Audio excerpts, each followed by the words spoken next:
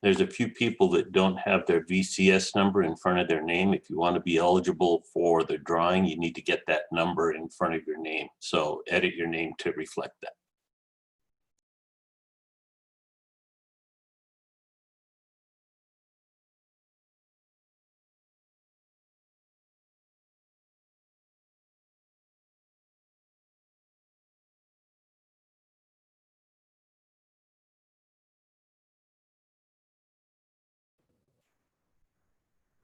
Hey guys, as I was looking at some stuff here, what are your feelings on 5 volt versus 12 volt for your pixels?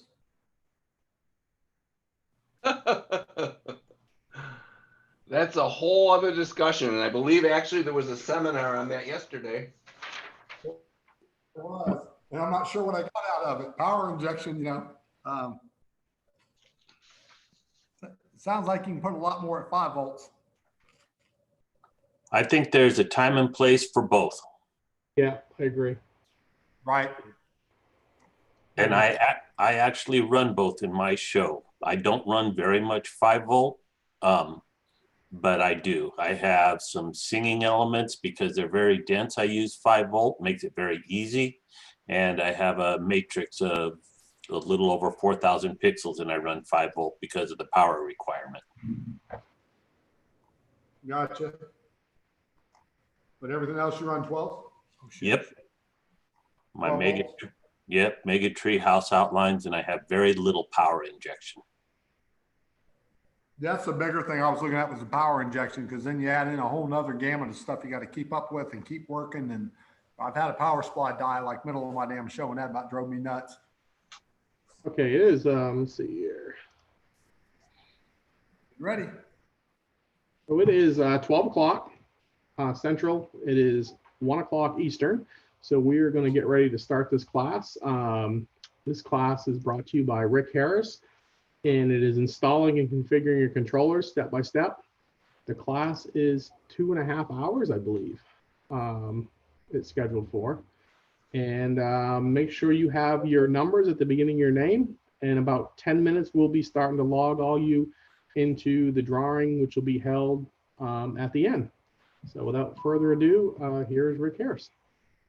All right, thanks guys. This class probably won't take 2.5 hours, but because this is a build party and it's tailored towards the newer users, there's probably going to be a lot of questions, and probably at the end there'll be a whole lot of questions, but we'll plug through it. This is, like I said, a build party, so it's going to be an interaction one. If you didn't get all the things that needed beforehand, that's not a problem. The installation of FPP is fairly straightforward. We're going to go step by step and install FPP on your device and get you up and running. If you're going to be following along, you should have already completed the checklist that was provided in the class schedule. If you haven't completed the checklist, let me get rid of this here. Hold on. There we go. If you haven't completed the checklist, then you'll have to do your best to keep up, because downloading some of the files can take some time depending on your computer. You don't need to be participating in the follow along process to learn from this class, and I've included some information and what you'll need to install FPP when you're actually ready to install it. I'll have several question and answer sections at the end of each section, so if you have a question, there'll be an opportunity to ask them, and I'll hang around at the end of the class for any questions as well. To install FPP, there's a few things that you need to consider before you start your installation, and some programs and files you'll need to complete the installation. There are 3 methods of installing FPP. They all give the same results, and which method you use will depend on a few factors. I'll demonstrate the installation on a couple different devices so that you can see how it's done. To install FPP, excuse me, you don't need to connect to an external monitor or keyboard to your FPP device. They're actually not used for the installation or operation of FPP. I know there's some people that are familiar with Raspberry Pis and they think you have to hook a monitor and keyboard. They're really useless for FPP unless you're doing some really advanced stuff. All functions of FPP are handled through the web interface that you access from your computer. After FPP is installed, we'll go over the initial configuration of your FPP device.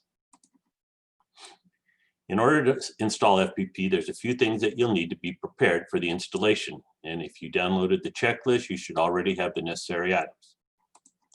The first thing you're going to need is a good micro SD card. The SD card is the heart and brains of your show, so don't skimp on the card. There are two things that need to be considered: the file transfer speed and the temperature rating. You'll need at least a class 10 rated card. Most FPP devices are in an enclosure with the power supply, which can create a higher than normal temperature, and many are installed outside, which can cause unusually low temperatures. So that's why it's good to get a SD card with a good temperature rating. I'd recommend either the SanDisk Extreme or the Samsung Evo Select cards.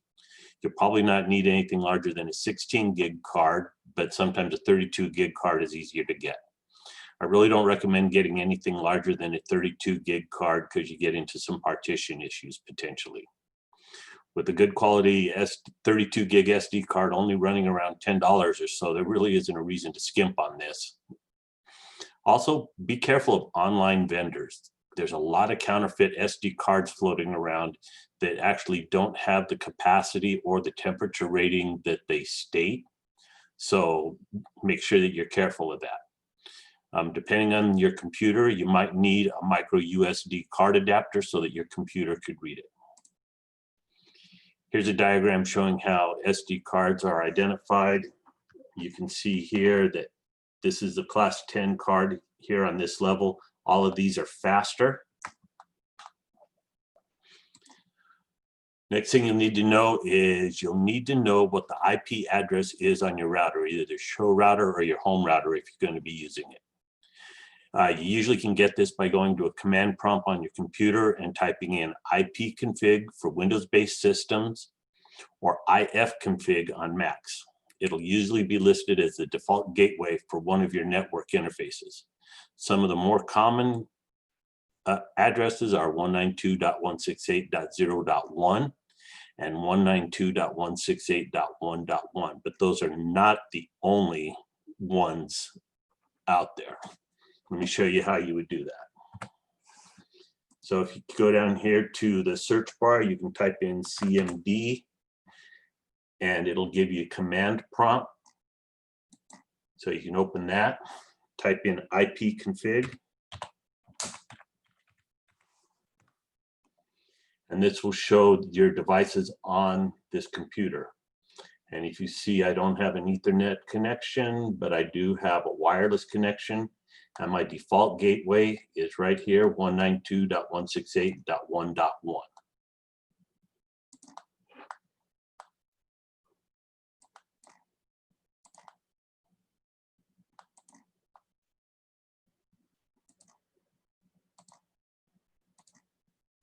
Get back to where we were. Okay.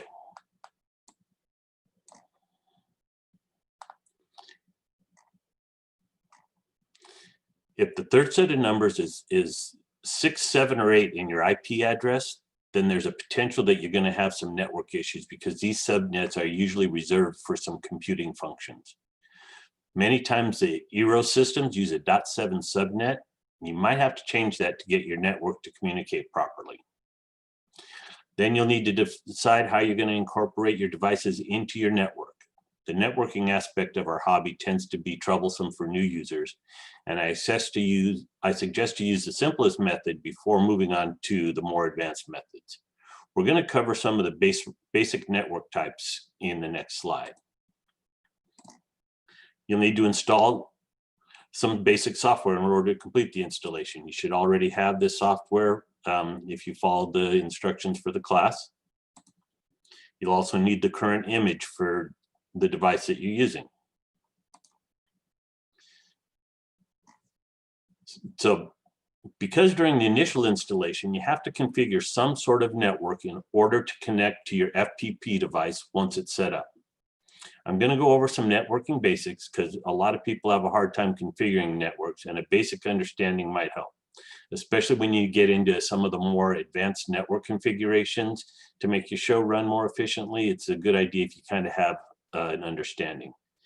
There are a few concepts I'll go over that I hope make things a little clearer. Maybe it's going to make it more like mud, but I'm going to try. So basically, a network is just a bunch of connected devices, and think of them like houses with telephones. You can even have a network within a network, kind of like you have a city within states. But this telephone system has some slightly different rules that they have to live by. I'm going to show you an oversimplified review, but this should give you a fairly good understanding. The first is how IP addresses work. Second is how one subnet communicates with other subnets, how it's kind of like an out-of-state call, and then how a network uses host names to reach other network devices. But networking can get confusing at times, and the concept can be a bit overwhelming. If one part of your network isn't configured correctly, then you can get partial communication or no communication at all. And that can become quite frustrating. If you have a little understanding of how networks function, at least on a basic level, then hopefully you'll have far fewer problems than other people do. But then hopefully I don't confuse you more. I hope not, but if after this class you're still confused, let me know and I'll try to help you out. So a subnet is like an area code, and a subnet is typically the first 3 sets of numbers in an IP address. So in this network, the subnet is 192.168.1. You can see here, the first 3 addresses on everything here is 192.168.1. Because they're all in the same subnet, they can all communicate with each other directly.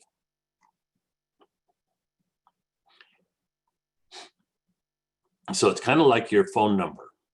You know, if you're calling people in the same area code, you can just dial the number directly. But if you're going to call somebody that's out of state or a different area code, you have to dial that area code first. But networks don't have area codes. There's a different method. So if a device on your 192.168.1 subnet tried to contact a device on a 192.168.2 subnet without this additional configuration, it would fail. Like I mentioned before, basic network devices can only communicate with other devices on the same subnet as their own. And they have no knowledge of any other network or what the area codes or subnets are. In order to communicate with another subnet, you need some additional hardware. This hardware is typically a router. A router usually has 2 network devices combined together.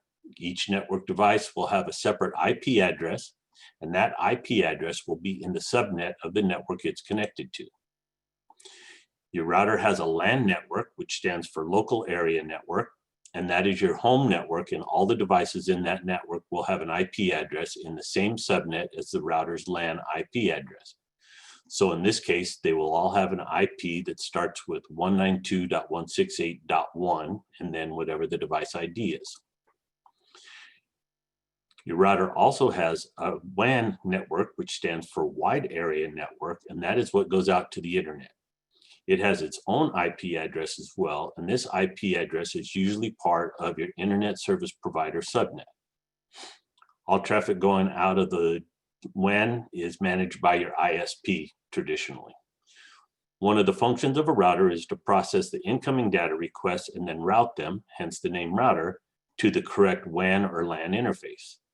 The router will get incoming data from both the WAN side and LAN side, and it'll decide where it needs to send the data. But in the broad sense of things, it's fairly simple. The router has a bunch more functionality, and I'll touch on a small portion of that a little bit later. Most network devices have a setting which is called a gateway. A gateway is the IP address of a device that can process and route traffic that is not in the same subnet as the network is connected to. That is typically a router, but in our lighting hobby, it's sometimes an FPP device.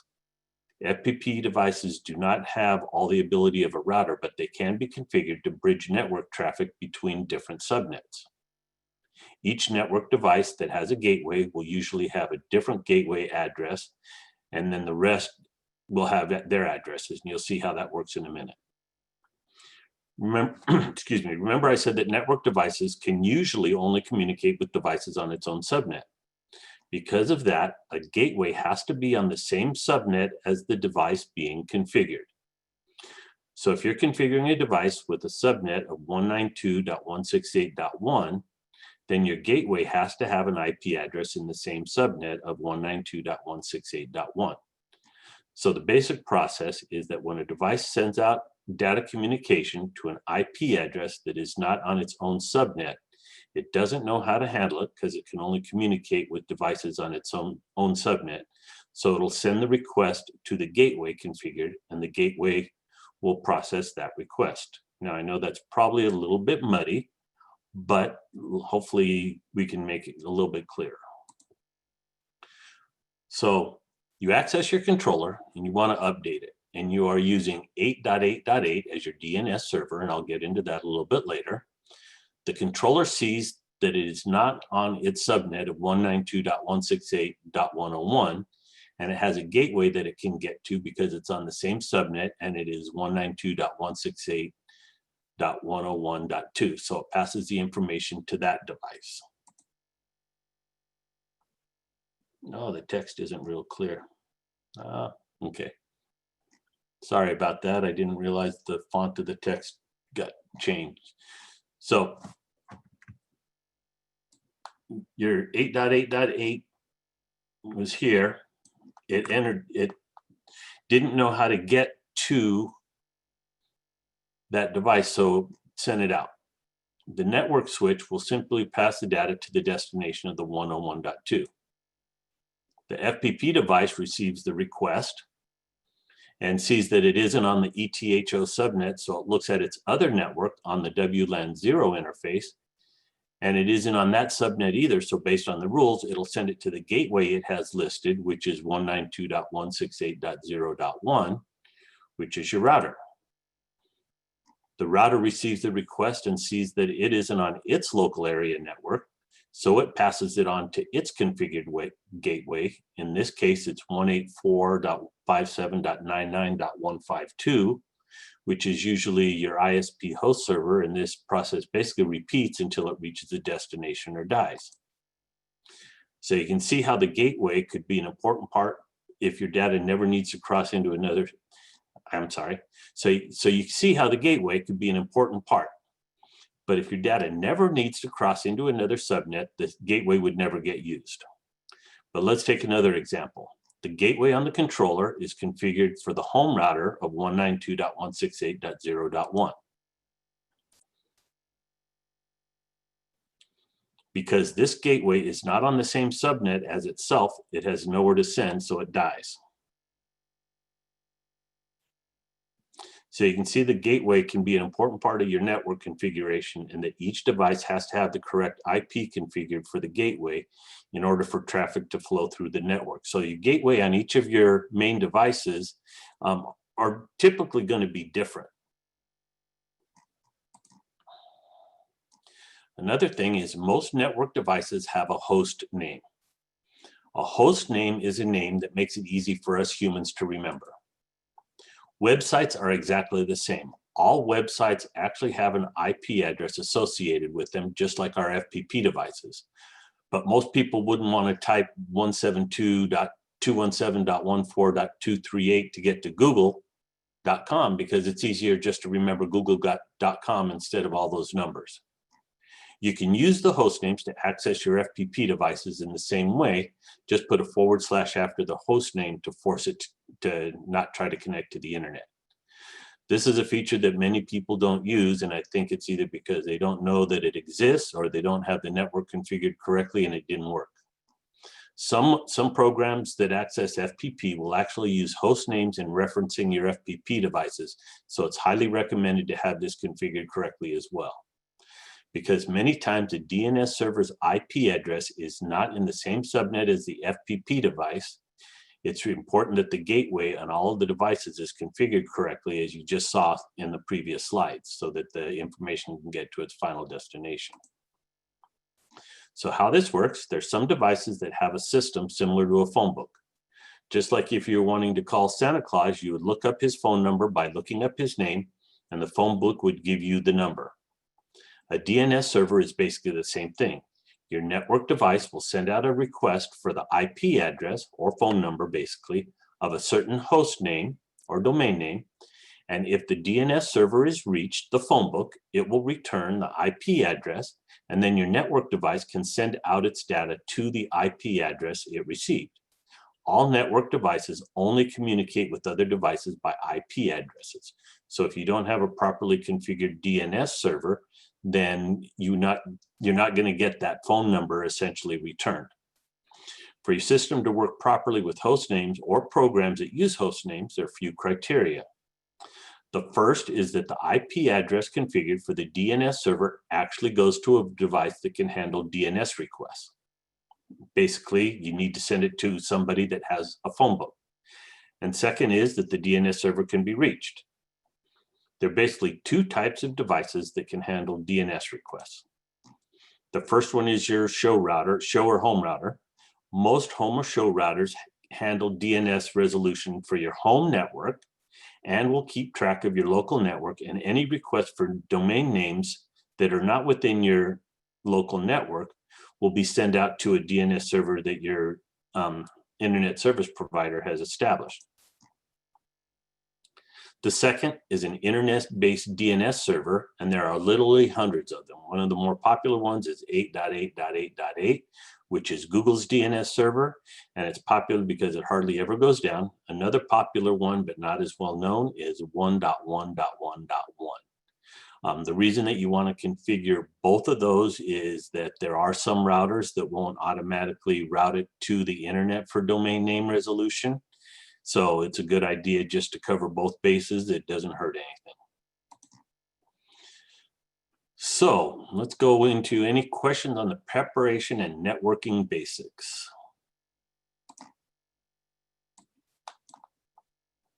Let me see what we got.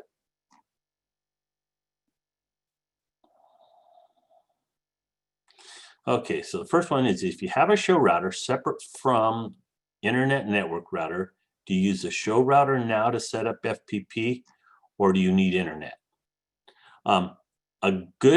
It's really a good idea to have your show router with communication to the network for several reasons. One is for timekeeping, so that you can keep time.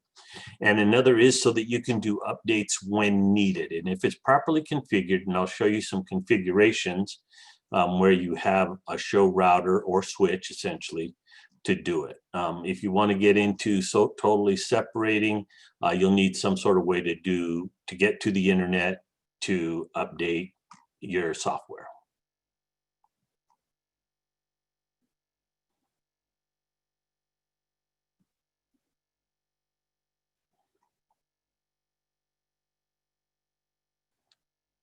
All right, any other questions?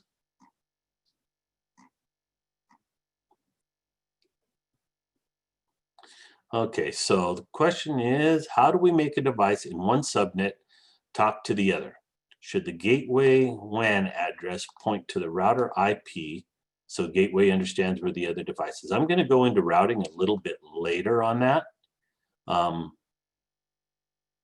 Okay, related to host names, suddenly fpp.local is not resolving. Any thoughts? We'll get into that. If you changed your host name, FPP will no longer be your host name, so FPP local will not work. One of the slides showed a switch, but is that really required between FPP and a controller? Not if you're only having one controller. If you're having more than one controller, then yeah, and I'm going to go into some of the other networks configurations in the next slides.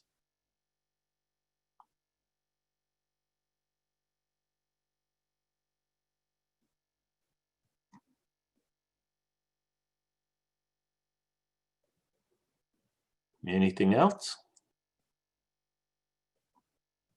If some questions come up, like I said, I'll be free at the end to help out. Okay, so there's several methods that you can use to incorporate your FPP and controllers into a network so they can communicate with each other. There's 4 basic types of network configurations that we use in our hobby. The simplest one to incorporate is the wired on home network. This is where you connect your FPP devices and controllers directly to your router.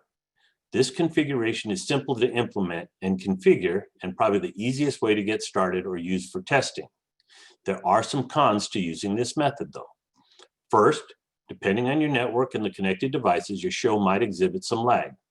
For most displays, this might not be an issue, but if you get to a larger show or your network already uses a lot of bandwidth like streaming videos, then it could become an issue. Second, you might not have enough ports on your router to connect all of your devices, but that isn't really a major concern because this can be easily remedied just by adding a switch. So if you add, just by adding a switch here, your main player would connect to the switch and then send the data out to all of your other devices. For most cases, an unmanaged 10-100 switch will work, but larger displays might need a faster switch. This is a fairly simple addition to add, but it does not alleviate the network traffic. So if you have a large show or your network can't handle the network traffic it's processing. The next method is a wired network with separate show network, which is one of the more common network configurations.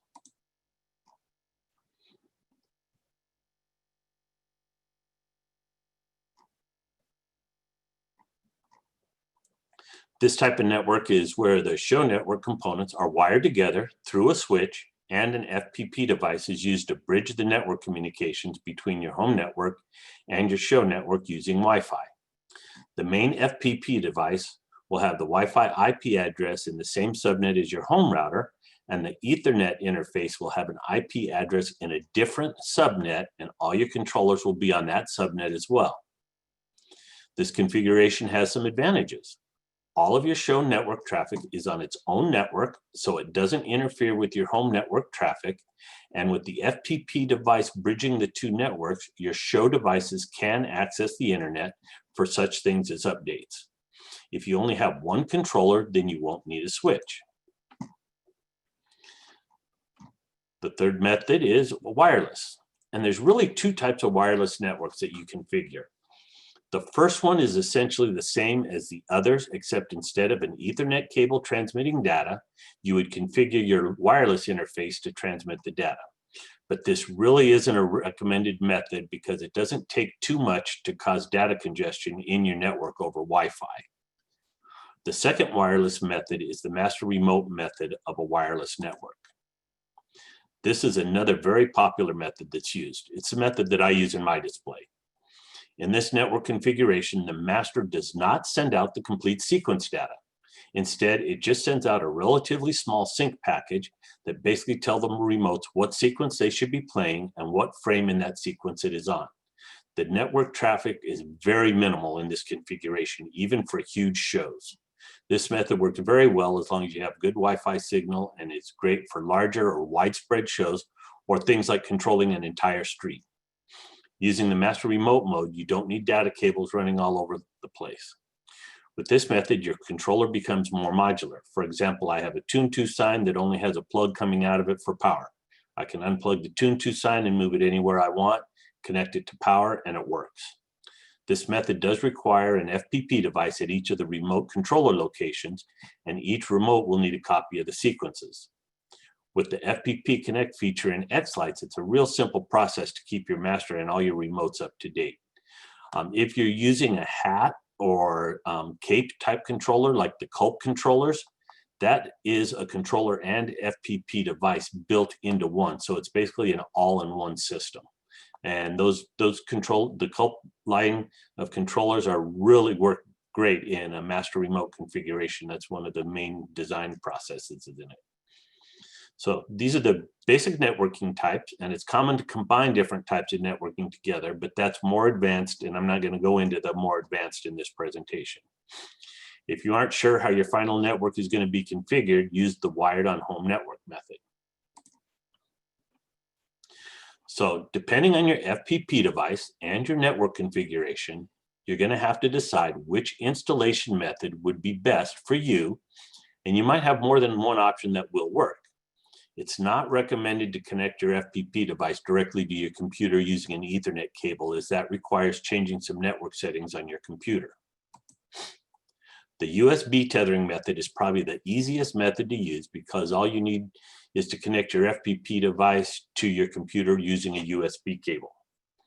The computer will supply the power to your FPP device as well, but there are only a few of the single board computers that support the USB tethering method. The Raspberry Pi Zeros and the BeagleBones support USB tethering. The network installation is probably the most commonly used method because any FPP device that has an Ethernet connection can use this method. The Pocket Beagles and Pi Zeros do not have an Ethernet port, but you can easily add one using a USB Ethernet adapter, and it works just fine. You will then connect your FPP device into your existing network to either a port on the router or to a port on a switch that is connected to the router, and then add the appropriate power source. Wi-Fi tethering is another useful method of installing the software. Any device that has a Wi-Fi adapter that supports Wi-Fi tethering can use this method. And it's important to note that it has to support Wi-Fi tethering. Just because it has a Wi-Fi adapter doesn't mean that that Wi-Fi adapter supports Wi-Fi tethering. They're two separate things. It can communicate perfectly fine over Wi-Fi, but not support Wi-Fi tethering. The devices that have an onboard Wi-Fi adapter, like the Raspberry Pis, usually support Wi-Fi tethering, but there are not many USB Wi-Fi adapters that support Wi-Fi tethering at this time. This is probably the easiest method to install the software on a Raspberry Pi Zero W, but it's also a great way to configure the Raspberry Pis as well. At this point, you're going to need to decide which method will be the best for you. We really can't do a follow along using the Wi-Fi tethering option because you have to connect to the Wi-Fi network of that device. And if I do it, it's going to disconnect me from Zoom and it'll disconnect you for Zoom. So hopefully we don't have anybody in here that's trying to configure a Raspberry Pi Zero. I will demonstrate the Wi-Fi, but I'm not going to actually go through it step by step. If you're using a Pi Zero W, I can go over this one-on-one later because we're going to lose network connection. So are there any questions on the preparation process for installing FPP? Let's see. So it says switch allows to have several PC controllers on the show network. Yeah, switch basically just is like an extension of your router. What is the function of the FPP bridge mode? Bridge mode is used to take the incoming traffic on the input side and just output it to the other side without really any processing of the data. If you do have events or trigger channels, it will process those. Can you use a router not on internet? Yes, you can, but it's very highly recommended to have some sort of internet connection. For the show network, yes, you can use a router. Switch is enough that is not connected to the internet directly. Okay. If you run FPP on a Pi, the Pi can make the gateway between the show network and the home network because it has two network ports. Wi-Fi for home? Okay, yeah. So they answered that question. So is there any other questions?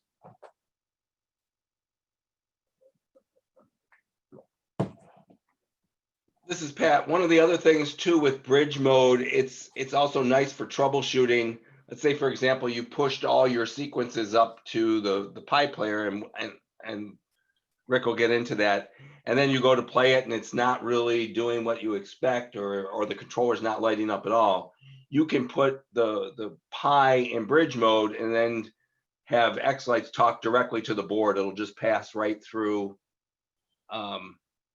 the Pi player right and talk to the board. So it's another way of troubleshooting some connectivity issues. Yeah, and that's a good point. It's very useful if you're wanting to test directly from X lights. So say you're working on a sequence in X lights and you want to see how it's going to look before you actually complete the sequence and render and upload and do all that. So you can put it into bridge mode. There are a couple things with using bridge mode. If you're using bridge mode, then it's recommended for FPP devices to use DDP protocol because it's a lot more efficient. But if you have a Falcon-based controller connected to that FPP device, you'll have to use E131 because the Falcon controllers don't use DDP protocol yet. But my understanding is that they're working on that, and it is going to be supported here soon. So if you have a Falcon in the mix, you'll need to use E131 and create the input universes. If you use DDP, DDP automatically configures the input, so you don't have to configure the inputs.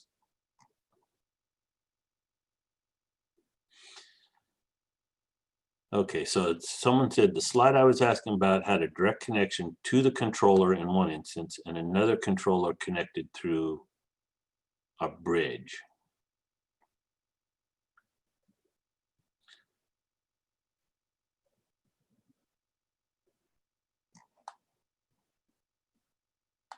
Let me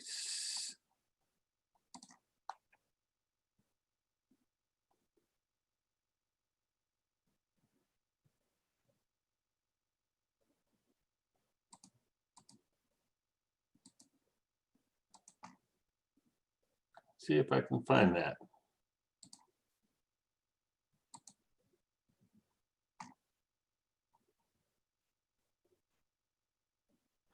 That one?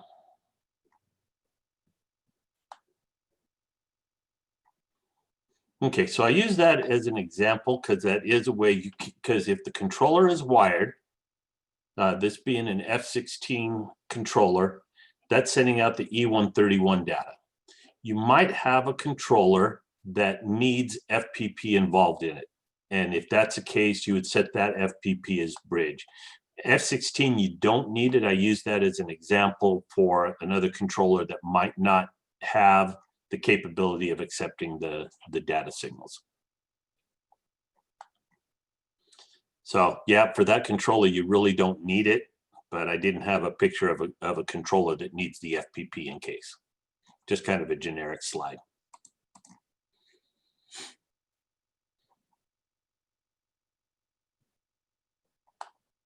Okay. So you should already have the correct image for your FPP device if you're following along. For those that are here just to learn, I will cover the process so that you can see it, but we're not going to have time to wait for you to download the needed files. The first thing you need to do is get the correct image for the FPP device that you are using. To get the image, you'll need to go to the GitHub site and to the FPP releases section. This will list all of the releases available along with information about each release and the upgrade instructions. It's recommended to use the latest release of the FPP software and to update it to get all the enhancements and bug fixes. The developers are very good about resolving bugs, and the only time that I would not recommend updating the software is once you start displaying your show for the season and everything is working correctly. Other than that, they're on top of getting the bugs fixed, and it's good to get input, so if there is, let them know so they can fix it. The latest release will be identified as such next to the listing. You should read the upgrade instructions in case there are some special requirements or methods needed. The file that you need will be in the asset section of the release. For the most part, there shouldn't be any special instructions or anything else. It should just work and update. But just in case something comes along in the future, it's a good idea to know what could be the potential. Sometimes the asset section will be collapsed so you can't see the actual files and it'd be a little bit confusing. Click on the word assets to expand the listing. Then you'll click on the file that you need for your FPP device. If you're using a Raspberry Pi for your FPP device, then download the file that has the pi.img in the name. If your FPP device is a BeagleBone device, then download the file with the bbb.img in the file name. This will save the file to the location you specified. Make sure you're aware where you're saving it because you're going to need to find it later. So you'll need to totally wipe the SD card and format it before you install the FPP software. Don't use the Windows or Mac formatting programs because sometimes they don't wipe the SD card totally or will leave previous partitions in there. You should have already installed one of the following programs. SD card formatter. This is a bare bones card formatter and very easy to use. Or You could have .NET Disk Imager. It's a great imaging software program, and it can also wipe the card and create the image as well. It's a little more robust, so it's a little harder to figure out for some people. So open whichever program you downloaded and insert your SD card into your computer. So here I'm going to use the SD card formatter. So I'm gonna I have my card inserted with that. Quick format is good, and say format. You're gonna get an error message saying it's gonna erase all the data. That's what we want to do, so we say yes. Formatting was complete. That's all there is to it. If you're using .NET Disk Imager, where'd it go?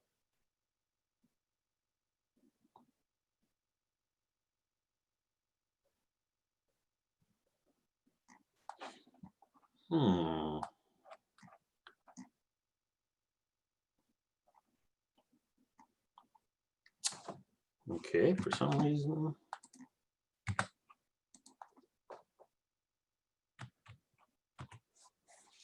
I thought I had it opened up, so.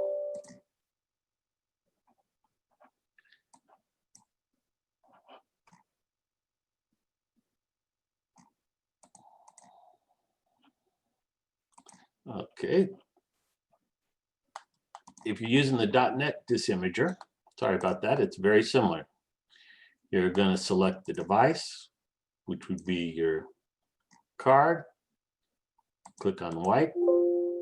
It's going to give you a message asking, and it's going to be done.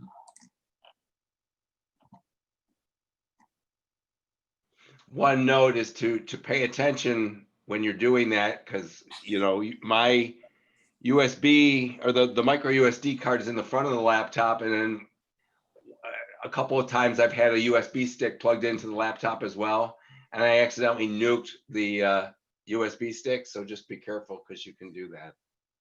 Yeah, if you have more than one device plugged in, make sure you're selecting the right one. Okay, so has everybody wiped their USD card? Does anybody need more time?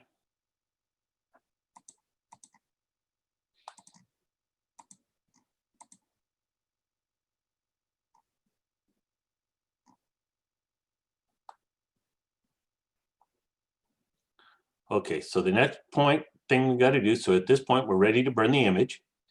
Your USD card should still be in the computer. You're going to open up the program that you installed to image the card, either Balena Etcher, or if you use .NET Disk Imager.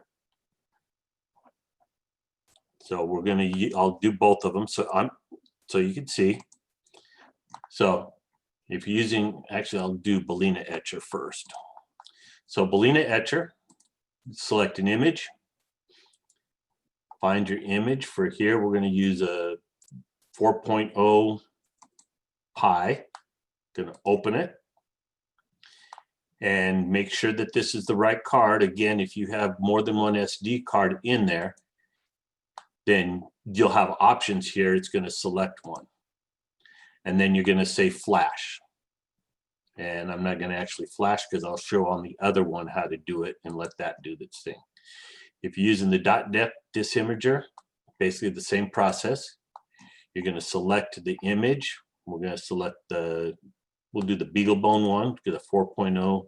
I know I have a ton here. You should probably only have the others, but I do a lot of testing on different images like Pat does. So we got to have a bunch of stuff. And make sure your device is selected. And then you're going to write to device. It's going to give you a warning saying that if you write to device, it could damage it, which, yeah, we want to write that. So we say yes. So everybody should start that and be imaging their card. While it's burning, let's open up for any questions that you guys might have and get this process done.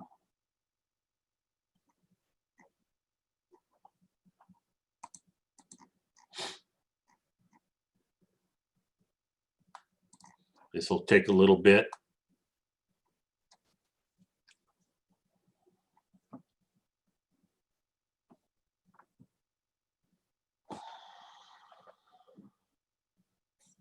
Interesting. I didn't know you could actually take the zip file and it would unzip it and then burn it. I've always unzipped the file and then burned it. Yeah, Belina Etcher and .NET in the last, oh gosh, I'm not how long, they actually support doing it from the zip. And I probably should have mentioned that. If you're not using Belina Etcher or .NET, you might have to unzip it before you can actually do the image. There should have been a YouTube video. Is this being streamed? Yes, it is. Okay, yeah. So I was going to say it should be. If Pat's doing his job, and he's pretty on top of it, so I'm sure he will. No, no, it's not me. It's Ricky. But it is streaming.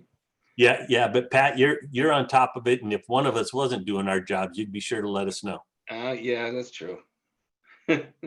That's why you're here. Keep us in line.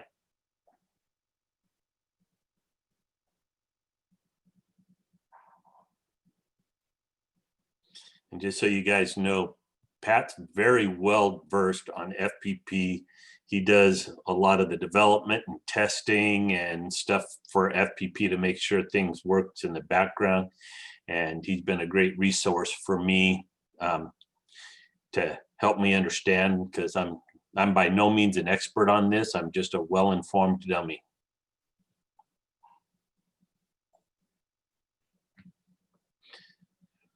Now, some of you might have computers that are faster than mine and be done already. Some of you might have slower ones. So mine is now done. Is there anybody there that needs more time?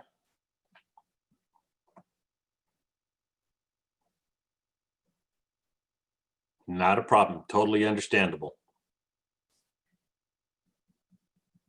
So sometimes when you get done imaging, you will get an error saying that the card cannot be read and asked if you want to format it. Do not format it. Someone asked, what's the other imaging software besides .NET? And it's Belina Etcher, B-A-L-E-N-A. And I'll put a link to that in the end. And it was also in the classroom preparation. So there should be a link in there. So if you go to the classroom schedule, it'll have that link.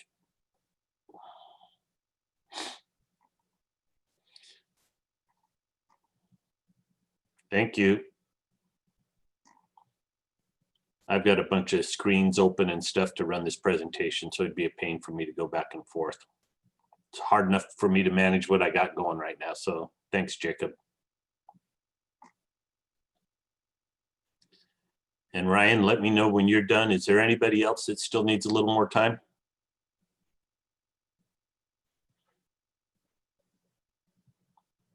Okay, well, no problem. I know it's going to take a little bit for some people because the computer I'm using is a decent one, not the most speed demon one, but it is faster than most. So no worries. We've got plenty of time. I'm here to make sure that you guys get it done and get it done right. So when we get to this stuff, I understand it's going to take some time.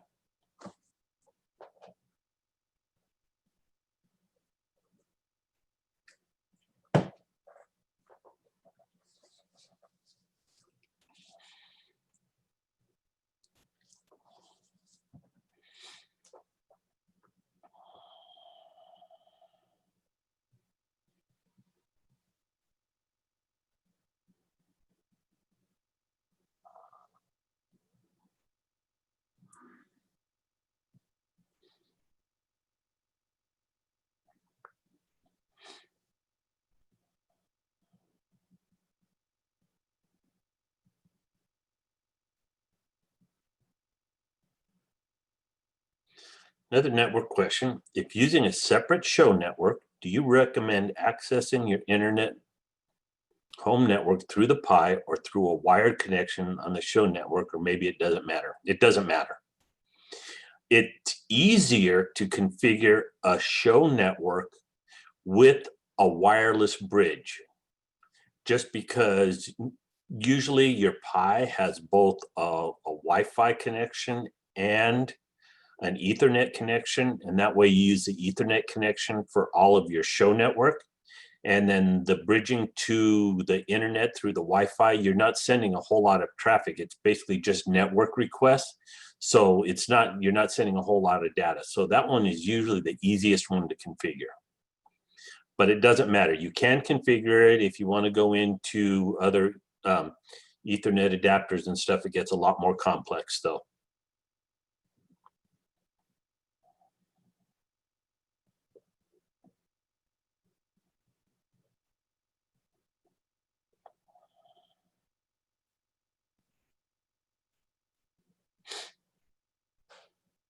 Almost done. Now we'll wait for you, Ryan. Okay.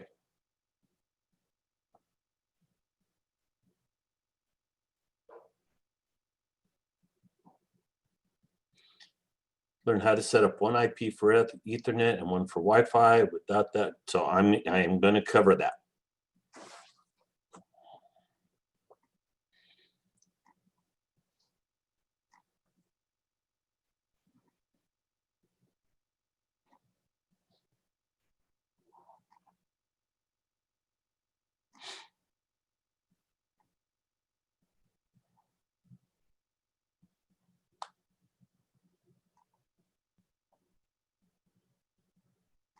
So the kiosk image is if you have a small monitor, the Pis have a small monitor that can be connected directly to the Pi that you can use as a local so you don't need it. And that's actually something that Patrick Delaney requested and got implemented. And that's one thing that I got to tell you, the developers are very receptive if you have a request to do it. But some people already have little monitors that you can use to kind of make it a standalone device. So if you have a separate monitor and you don't want to have your computer, then you can use the kiosk image. It's not used a whole lot, but it's another option that's out there. It basically gives you a Linux UI.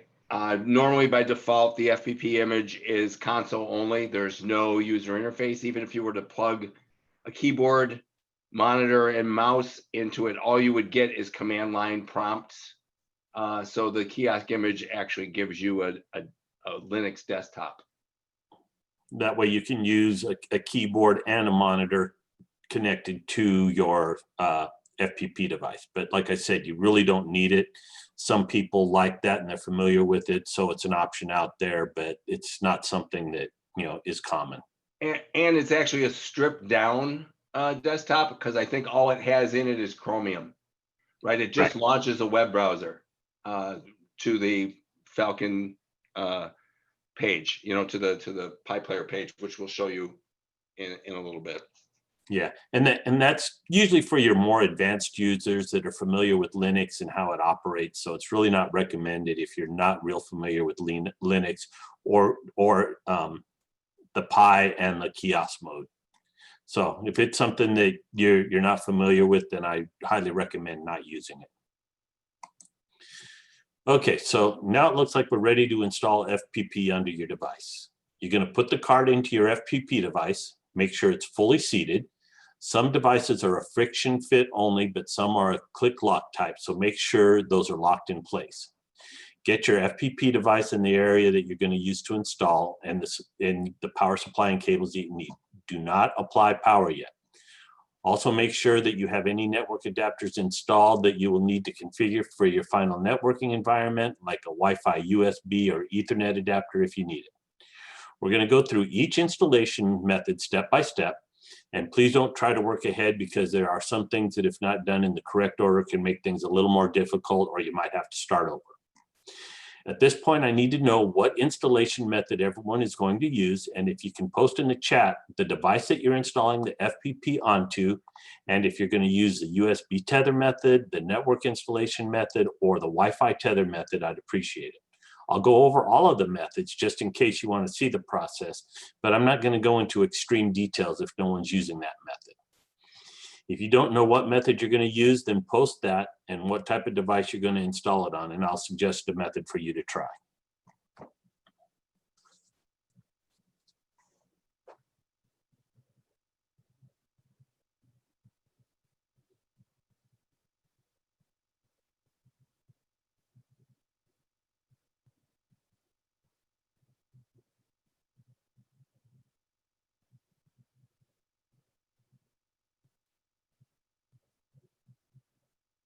Okay, so Woodley, you said you think network method, but not totally sure you understand what that means. So to do for the network method, you're going to connect your Pi with an Ethernet cable to your router.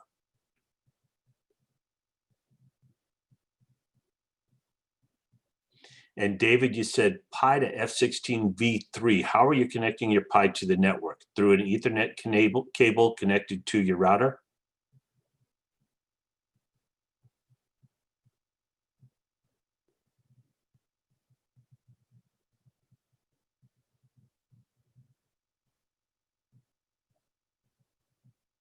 Okay, perfect. Thanks, David.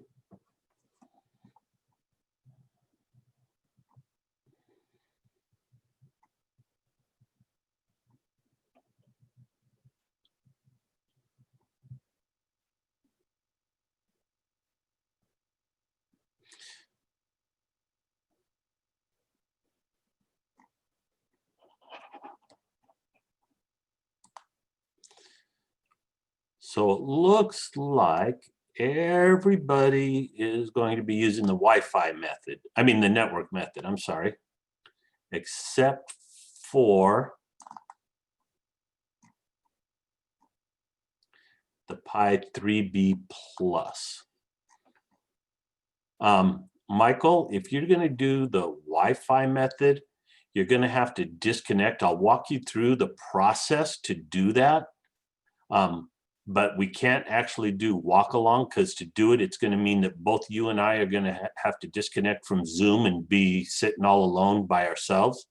If you can use the network method, then you'll be able to follow along. But if you want to use the Wi-Fi, I'll show you the method, but we won't actually do the follow along, because it means that you got to physically disconnect from the network. Same thing with you, Robert, in regards to the Wi-Fi.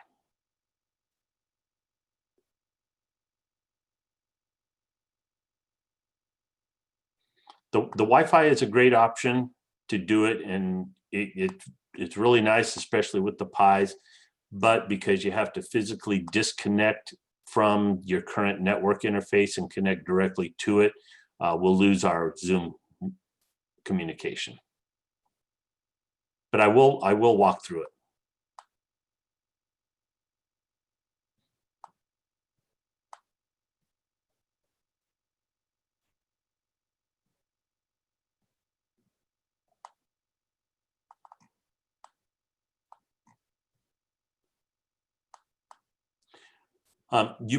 It's possible to do it if you've got an Ethernet connection. I'm connected Wi-Fi just to my network. What is the latest Pi available that FPP can be installed on? The 4B.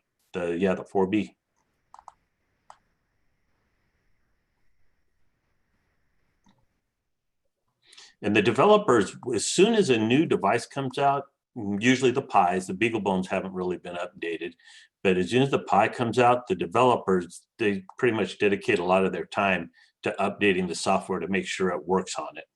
And same thing when a new Linux image comes out for them, they are real quick to get it developed so that it works.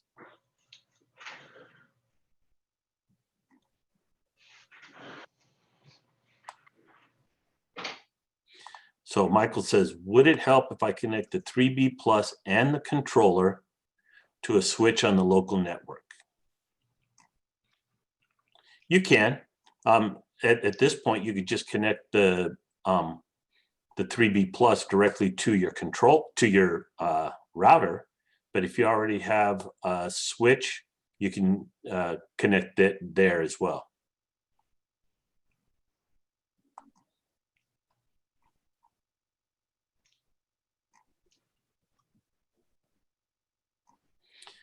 I'm getting a Pocket Beagle for the F8. Will the install be the same as the Pi?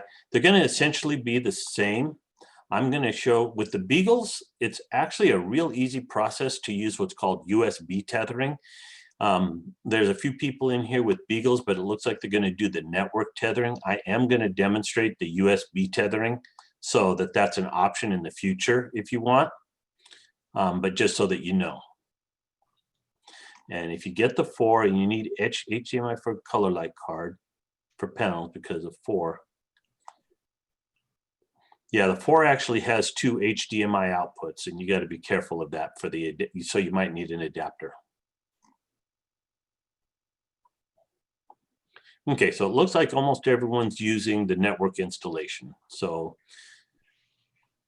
okay, so is everybody have their, we're going to go over the USB tethering, just so that you know, it doesn't look like anyone's doing that, but people that are using the BeagleBone based systems, this is actually a real easy way to get it up and configured. So I'm going to go over that so that you see it.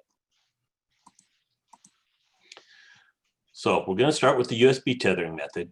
It's a very simple and convenient method for the devices that support it.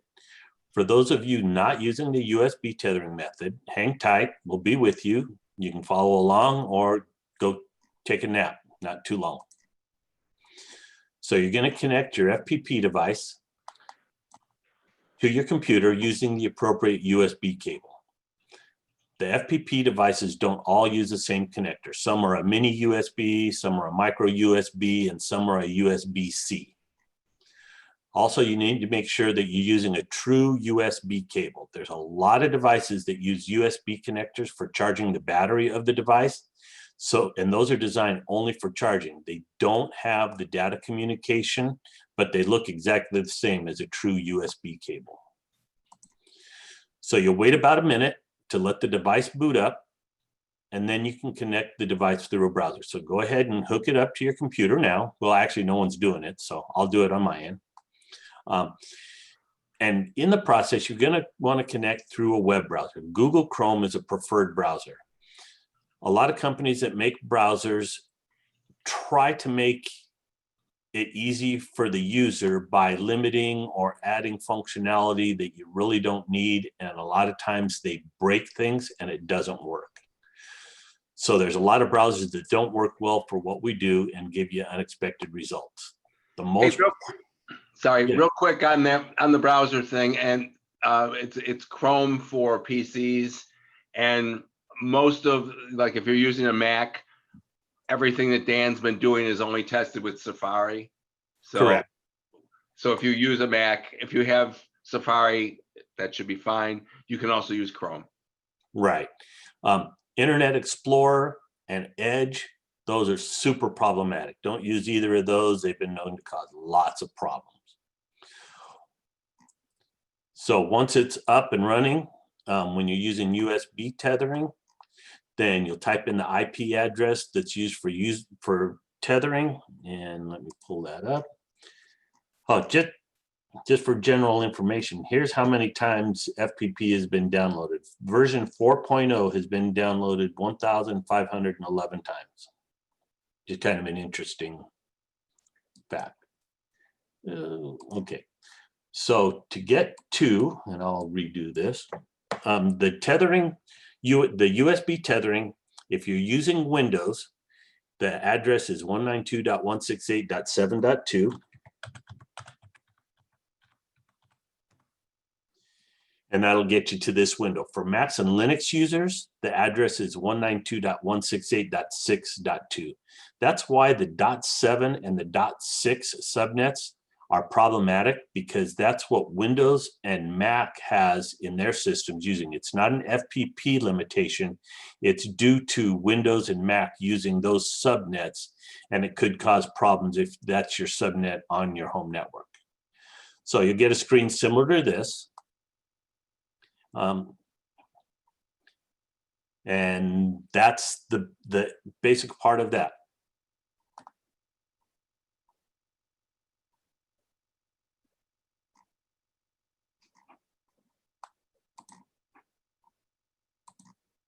So now we'll get into the network installation, which is what just about everybody is doing out here. It's similar to the USB, and it's probably the most commonly used installation because all the devices with an Ethernet adapter can be installed this way.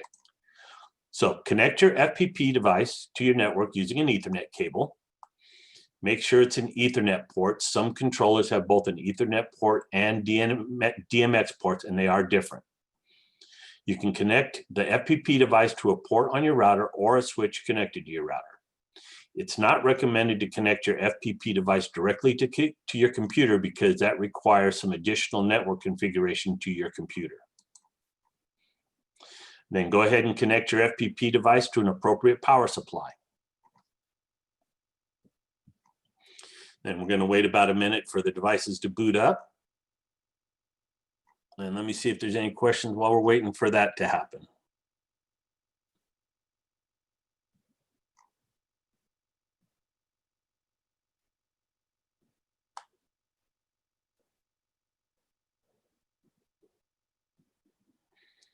Okay, so yeah, Eros use the .7 subnet, and that can be problematic.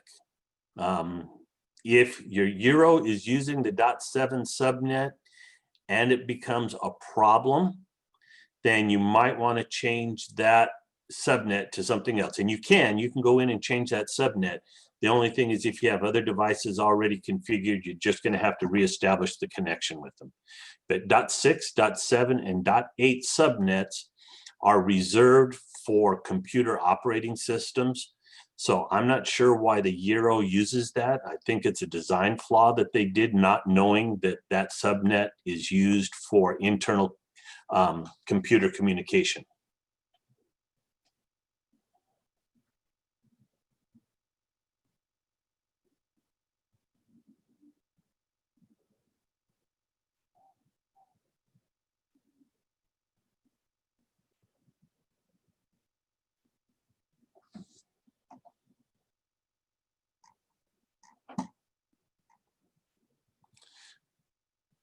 Okay, so probably been long enough. Go ahead and open up a web browser. And like I said, Google Chrome is the recommended browser.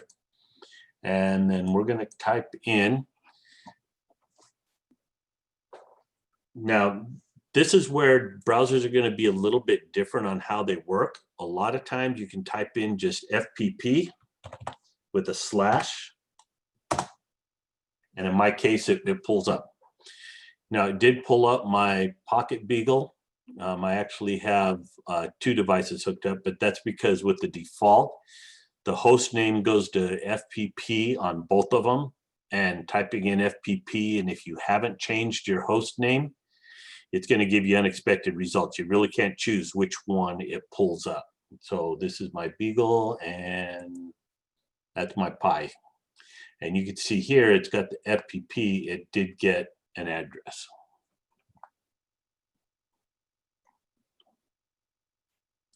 If FPP slash doesn't work, you can type in the full address of http://fpp.local/ to get to it. Yeah, Lisa just mentioned that she has to type that, and it depends on the network. So Lisa, did you try FPP/?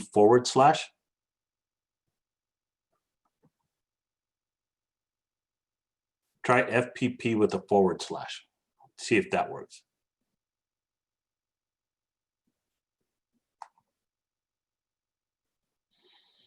Okay, Woodley, you typed in, did you type FPP/ and that didn't work? Okay, then type in what Lisa indicated in there, the http:// local.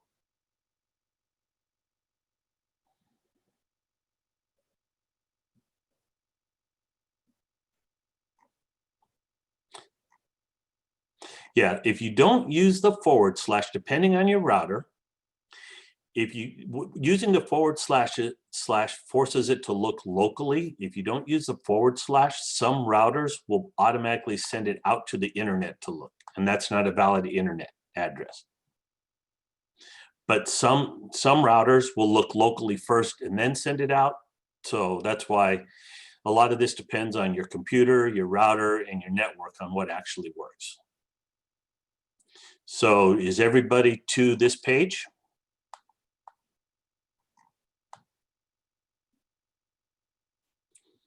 Put it this way, is there anybody that's not to the page?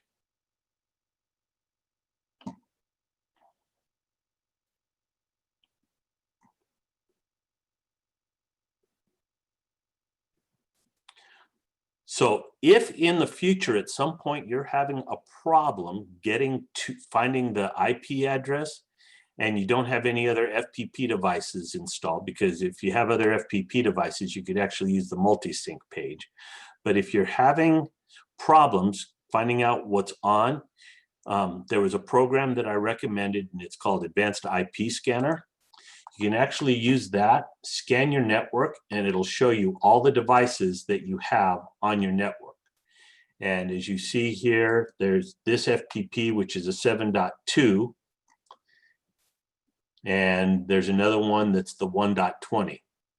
I have both of those connected. This 1.20 is the Pi that I have connected outside to my router, and the 7.2 is the one that I'm using the USB tethering method. Yeah, an Angry IP scanner for Mac. There's a bunch of different ones out there that you could use.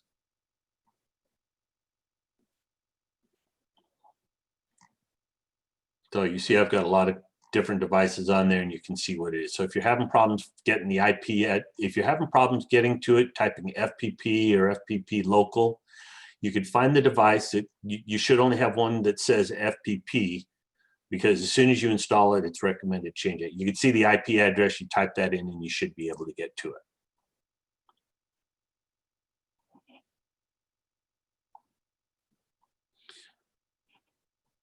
All righty, so everyone should be on this screen here.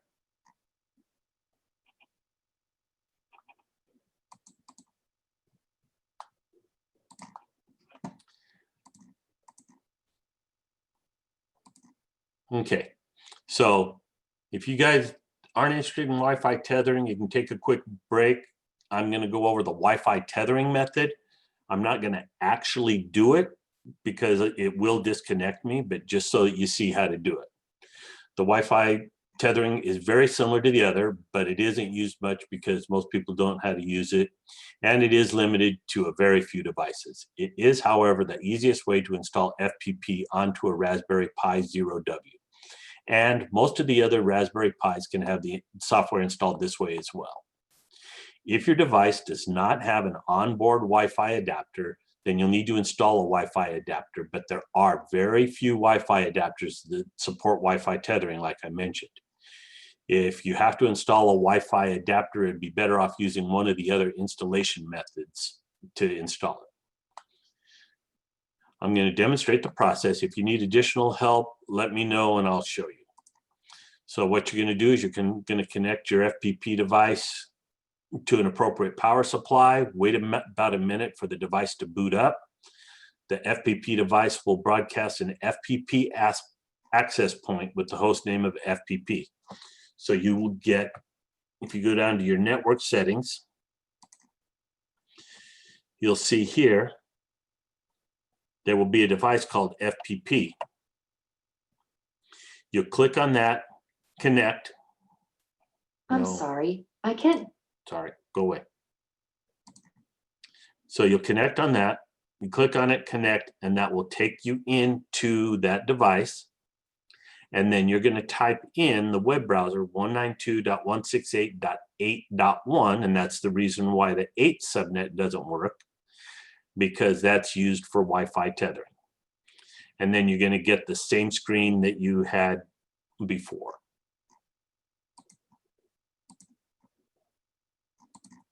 So once you type that, you're going to get to the same screen that everybody else has. Oh, by the way, when you connect to the FPP network, the password is going to be Christmas with a capital C. Okay, so any questions on the installation method? We should all have it in. Yeah, it says you can normally see the IP address when you log into your home router. Yeah, you can. There's a lot of people that don't know how to access their router, but they're going to have to learn. But if they have the Angry IP scanner or Advanced IP scanner, that's a great way to do it. And like I mentioned, another way, if you have another FPP device in your system, you can go to the multi-sync and it will show it.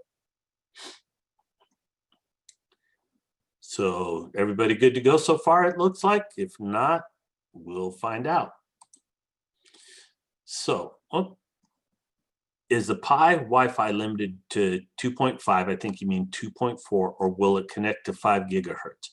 That's going to depend on the Pi that's out there. I would highly recommend, if you're going to connect to the 2.4. The reason being is 2.4 travels through walls and farther distance than the 5 gigahertz. So if you're connecting to the 5 gigahertz, you can experience some lag if you're going through those areas that are marginal, where it's going to switch back and forth between the 2.4 and the 5 gigahertz. Your data traffic usually is not that large that you really need the benefit of a 5 gigahertz, but usually the distance is far more important than the speed for what we do.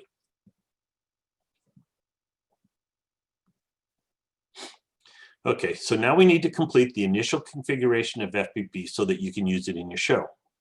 The steps are, you're going to expand the file system, then you'll configure your network, then you'll set the time, then you'll connect to your final network, and then you'll update FPP.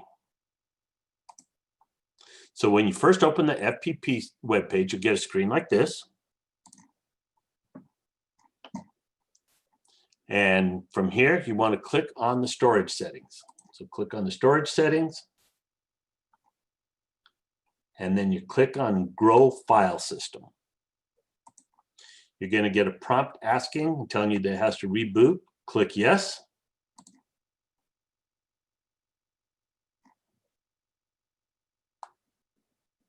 Then down at the end, when it's done, you'll have a close option. Click that.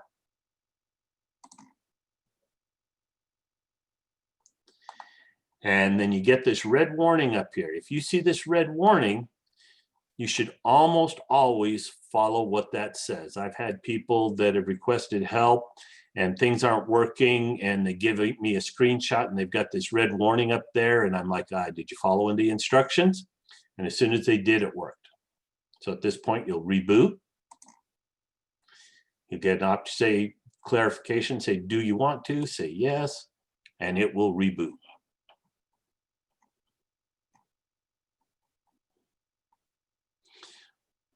If you were using, about the only time that you wouldn't is if you were using the Wi-Fi tethering method, you wouldn't want to reboot at that point, just because it will disconnect you from that Wi-Fi network and you can connect back to it again.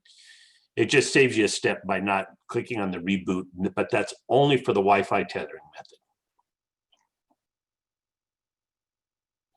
method.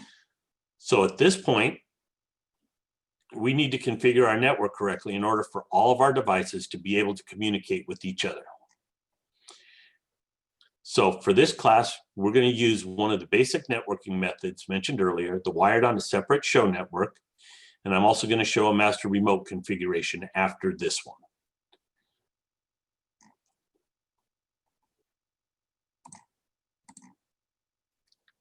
So just a refresher, this is where you're going to use an FPP device to communicate with your home network through Wi-Fi communication. So your FPP is going to talk to your home network through Wi-Fi, and then your show network is all going to be connected through cables.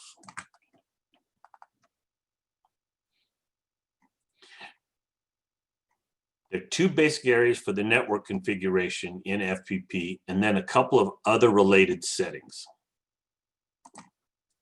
So from here, go to your status control, click on the network.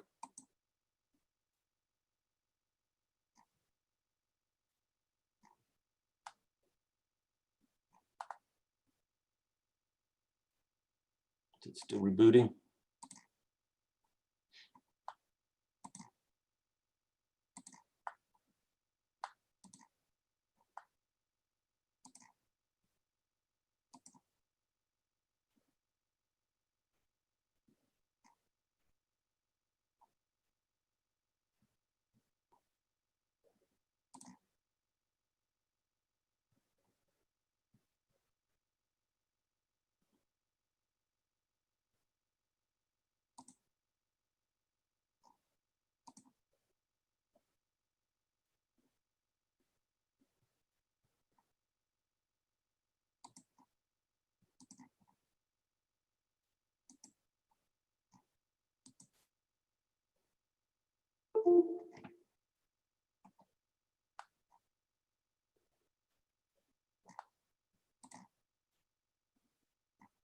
Okay, so you should be at your network settings.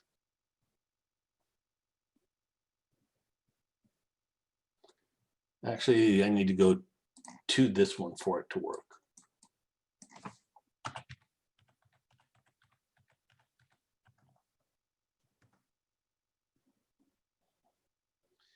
I need a pi.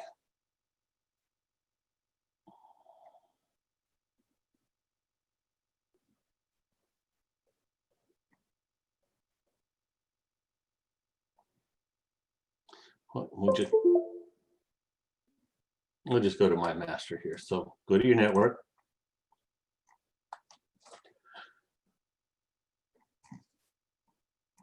Yeah, I can't use the fpp.local because I can't get back to the FPP pages.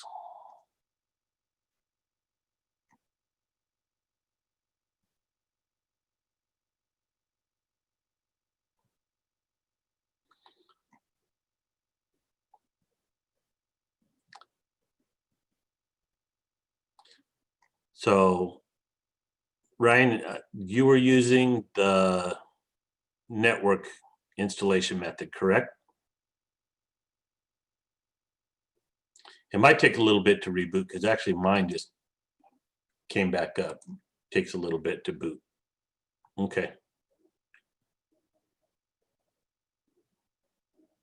Are you using a 3B?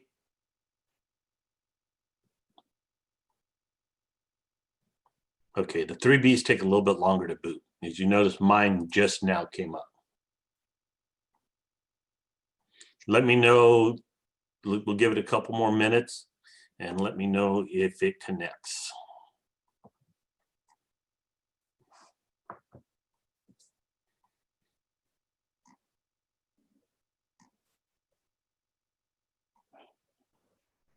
Ryan, are you trying to connect wired or wireless? I'm sorry, I didn't catch it. Yeah, he should be wired. Okay, I'm wondering, well, wired, he should just, yeah. I'm wondering if you know how to access is he standalone or on his home network? Oh, okay. All right.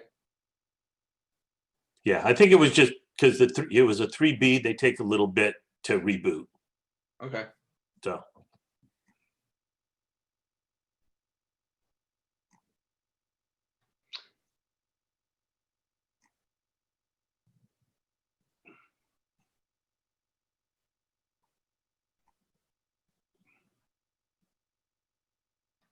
Okay, so the interface settings is where you configure the wired and or wireless communication part of your FPP.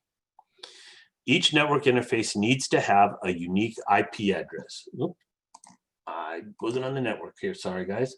So you see here, there's an ETH0 interface and a WLAN 0 interface. By default, when it first installs, it's going to be set to DHCP. DHCP is where it gets the IP address from a device that has basically a DHCP server, which is your router. Your computer does not have a DHCP server usually. So that's why if you try and connect it directly to your computer, it doesn't work unless you go into some more manual configuration. You see up here that it has an IP address. That's the IP address that my router gave my FPP device. And that was through the ETH0 DHCP. And like I mentioned, a subnet is identified by the first 3 sets of numbers.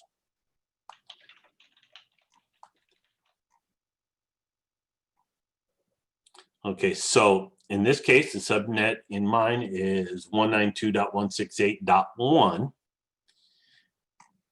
And you can select the DHC option if you want your router to manage the interface, but this can sometimes be problematic for a couple reasons. First, if the interface on your FPP device is not connected to a router, then there isn't a device to issue the IP address, like connecting directly to a computer. Second, depending on your router, it might change the IP address for your FPP device. That could be an issue if you use IP addresses to configure Xlights, FPP, etc. but that could easily be overcome if you just use your host names for accessing your devices. If you select the static option, then you get to decide what the IP address will be, and it'll always be the same. But you need to take precautions so that your router doesn't assign the same IP address if your FPP device is not connected, and I'll explain how to do that a little bit later. So we're going to start off, we're going to configure the Wi-Fi or the WLAN 0 interface first. So we'll click on the WLAN 0. And we're going to configure it a static address. And we're going to do it, in my case, I'm going to go 192.168.1 because it has to be the same first three numbers as what it's connected to, .110. The net mask sometimes will fill in, and almost always in home networks, the net mask is going to be 255.255.255.0. And almost always, your router is going to start with a .1. It's not always the case. There are some routers out there that go with 254 for that, and they work backwards. But that's why you need to know what your gateway is, your home router. So that's why it's important. In my case, it does start with .1. Then you need to enter your SSID, which is your wireless network. And for me, it's Harris Christmas. And it's case sensitive. So if you've got caps or whatever, do that. And then you're going to enter your password. Then you're going to click on Update Interface. And here it says, don't forget to set a DNS IP address. You may use 888.8 or 1.1.1 if you're not sure. Say OK. We're not going to restart the network at this point.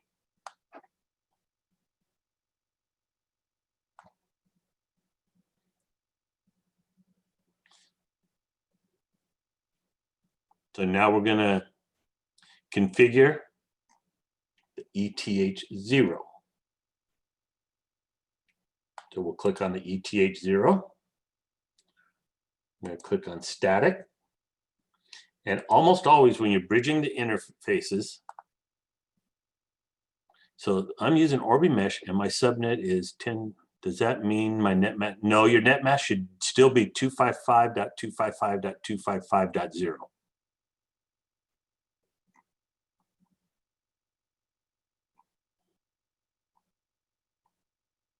99.99999% of the time, your net mask will be 255.255.255.0. So most of the times, if you're using an FPP to bridge networks, the network side is not connected to a device that has a DHCP server, so you'll have to select static. So in my case here, what I like to do is, for a numbering convention, is if my device ID on my wireless side ends in a 20, then I'll use my subnet for that same wired device with that number. It makes it easy for me to remember. But use whatever numbering convention that you want. So in my case, I will do 192.168.20.2. And the reason I use 2 is there are some devices that are set to 1 by default and you can't change it. So that way it just kind of alleviates that potential issue. The net mask again will be 255.255.255.0. But on the ETH side, you do not want a gateway. If you have a gateway on the ETH0 side, what's going to happen is anytime this device gets network traffic that it doesn't know what to do with, it's going to send it out the ETH0 side, because ETH0 typically has a faster interface. Well, that means it's going to send it out to your controller or your show network. And usually you want it to go to your home router or internet. So when you have a ETH0 and WLAN 0 configured, you want your gateway to be on the device that's accessing the wider network, which is usually your wireless. In our case, it's the wireless.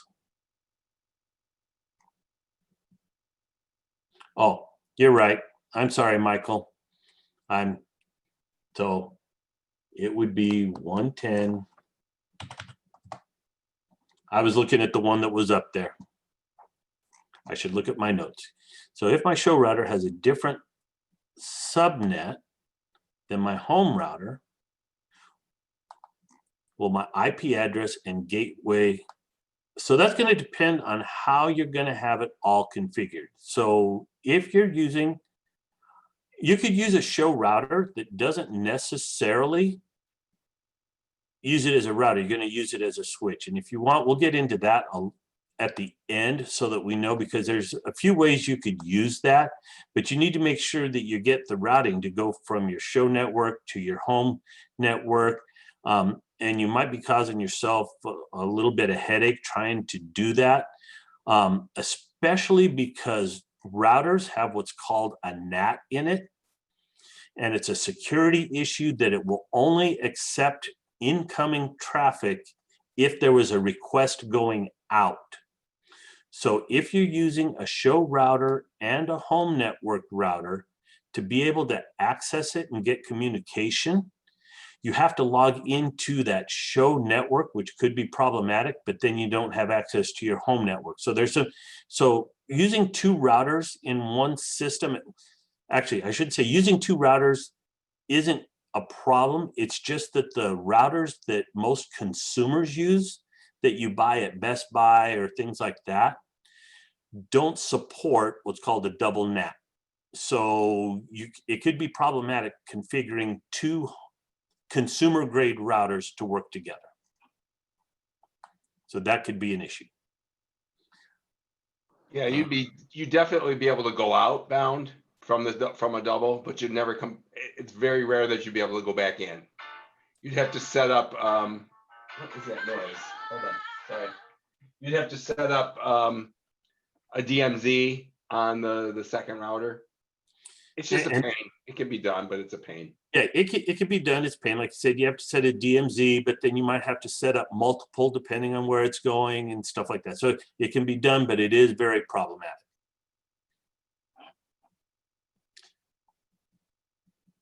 Okay, so we're going to have the 192.168.110.2 because we're going to match what our WLAN 0 was. We're going to have the net mask be 255.255.255.0, no gateway, update the interface. Yes, we know. So all of our devices on our show network are going to be on here. So all of the devices over here, these controllers, whether it's just a controller or an FPP device and controller, will be on the 192.168.110. And you could go like 3 and then 4, whatever works for you. And then now we'll get into the host and DNS. And like I said, the host, this is a way that it's communicate so that you don't have to remember the IP address, but there are some programs and settings in FPP that use host names.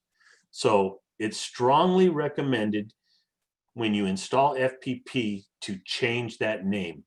Make it something that's means something to you, what it does, where it is, whatever. You go FPP master, my master, something that makes sense to you.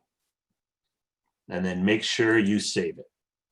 Now, a host name cannot have spaces or special characters in it with the exception of a hyphen.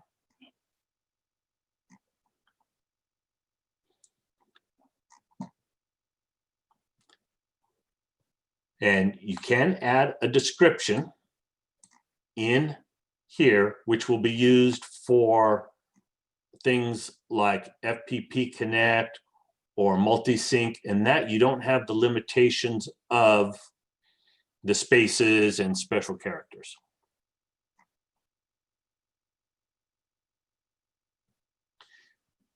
And then because we used static addressing, we need to supply a DNS server. And it's recommended to use the router that your WLAN side is hooked on, which is 192.168.1.1, and to use an internet DNS server, which 8.8.8.8, like I explained, is Google. It's usually always reliable and always up. So once you have that, click on Update DNS. We'll restart DNS.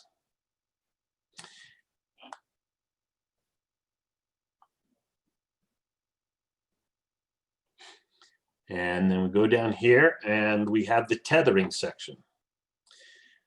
Now, I explained earlier about Wi-Fi tethering is only on certain devices that support it. Just leave it at the default, because this does not do anything. The only time that you would really want to change this is if you have a specialized setting where you want it to always come on, but it has to be a device that supports the Wi-Fi tethering.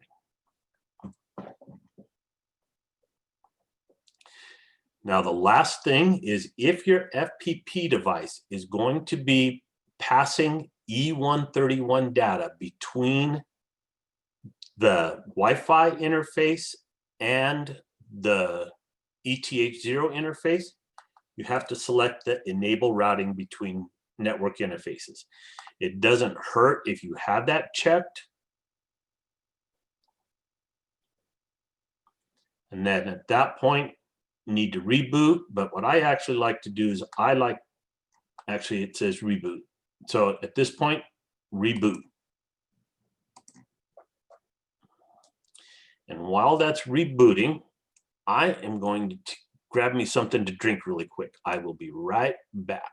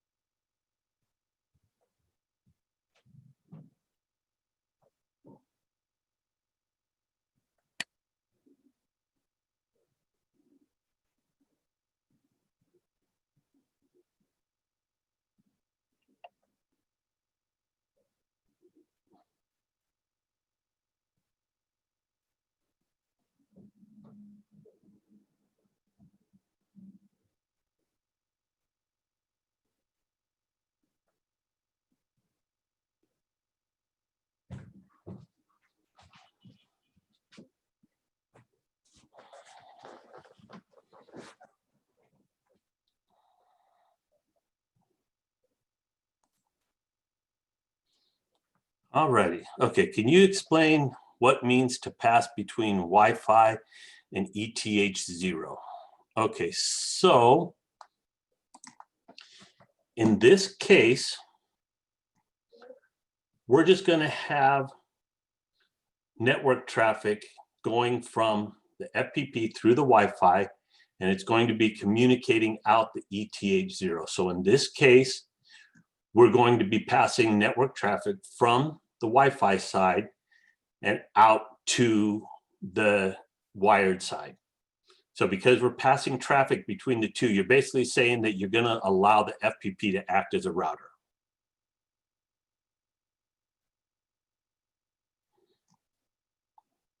With Bridge, you don't need to set that.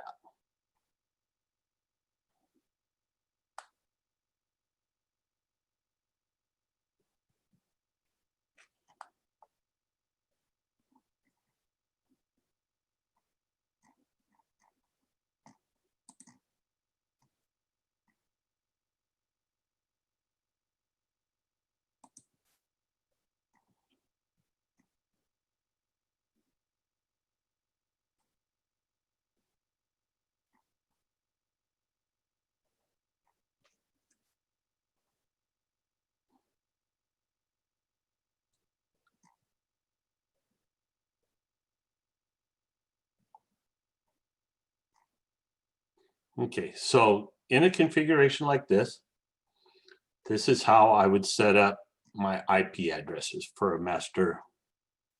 Let's see.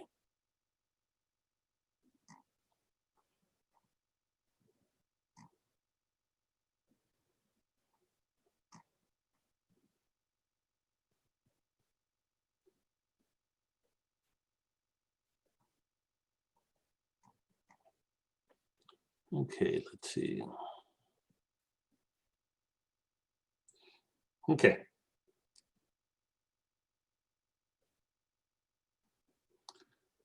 So then after it reboots, then we need to configure the routing for the network traffic.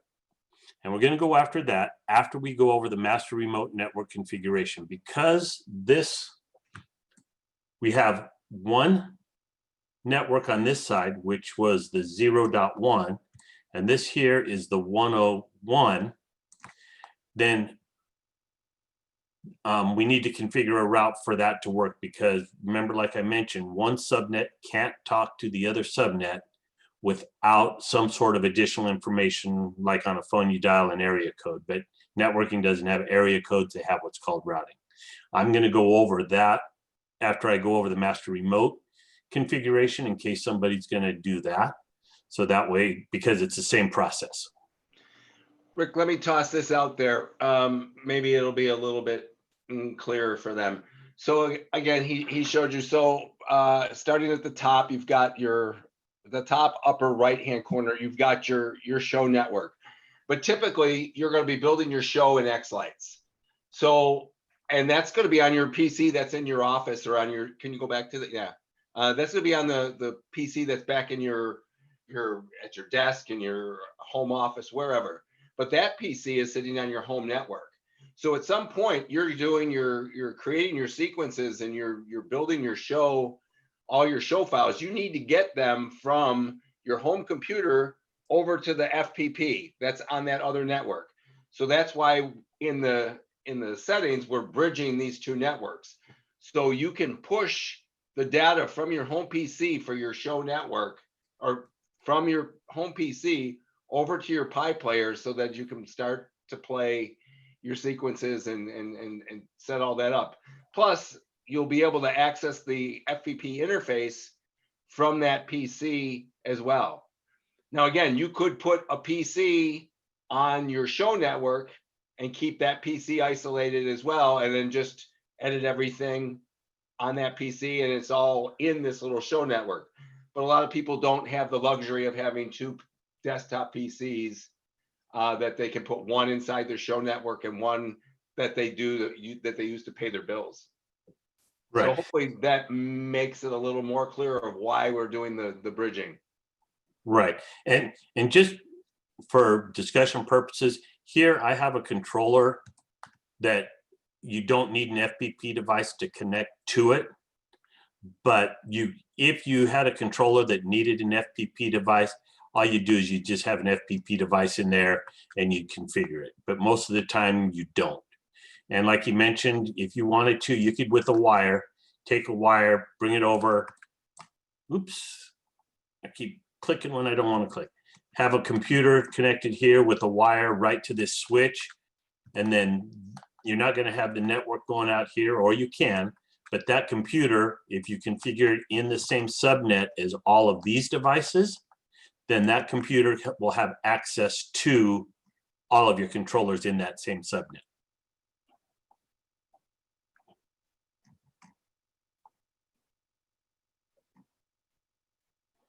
Okay, so at this point, the network is configured how you want it. I'm going to go over the master remote network configuration in case some people are going to use that. And then I'll go over the routing, only because the routing is the same for both network configurations, just the master remote, you have more that you have to do. So,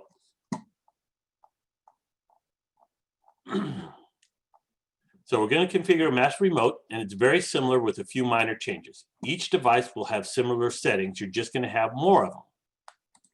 So just a refresher, this is where you're going to use an FPP device to be the master, which is here.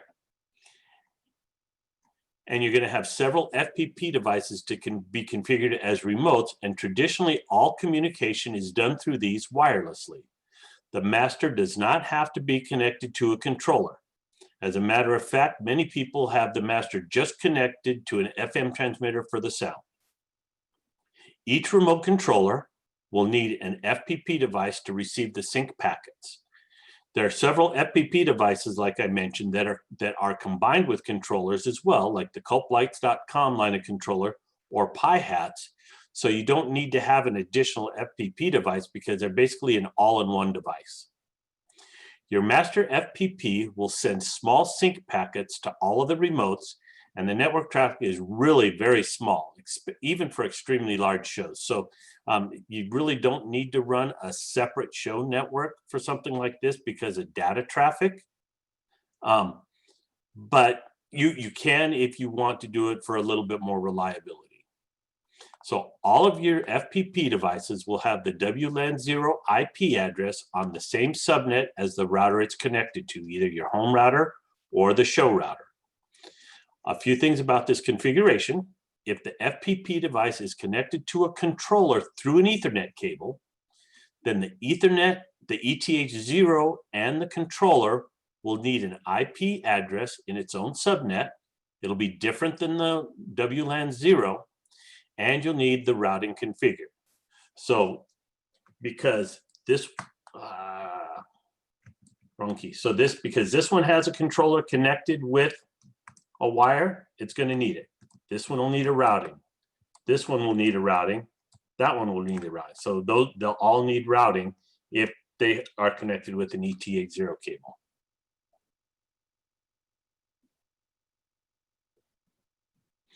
So from the PC on my home network, I have issues displaying properly the web page configuration of the Falcon controller. Even if I have FPP set as. So if you have a Falcon controller, are you using a proxy host? Actually, first, what browser? Yeah, and what browser? He says it doesn't look right, so I'm suspecting browser. Yeah, and if he's using a proxy host to get to it. So are you using a proxy host to get to it?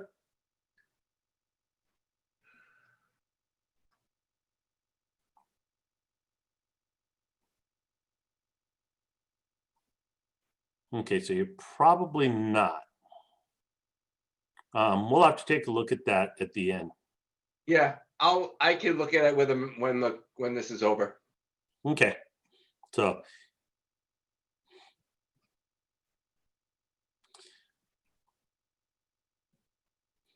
one thing is with this is each FPP device, they're going to need a copy of the sequencer that's going to be played. Xlights makes this real easy with the FPP connect function, and it also creates a sparse file format for the remotes so that the file sizes are very small. This configuration is almost identical to the other ones. So we'll start with the master. So let me pull that up. So we're going to set the mode of the FPP to master. So we'll come over here to the status page.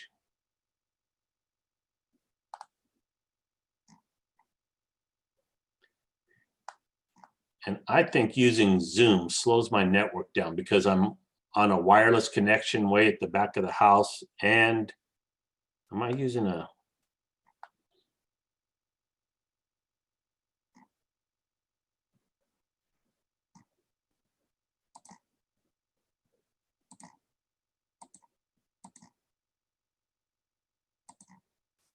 So we'll set it to master.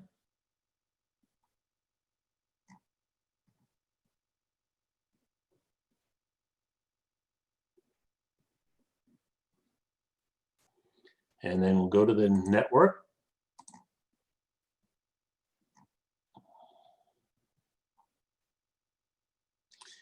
And it's not showing my, oh, shoot, that's right. I didn't configure that. I got to go, let me go to my master here. Okay, so So for the master, we're going to select the WLAN 0 interface. So like I mentioned before, my router has an IP address of 192.168.1.1. So it's working on the .1 subnet. So my WLAN 0 IP has to start with those. I'll select the static routing. Go to here, go to static routing. And I'm going to set the IP to be 192.168.1.101. Same thing before, 255.255.0, going to be 1.1. Have to set the SSID and password. Click the update interface. And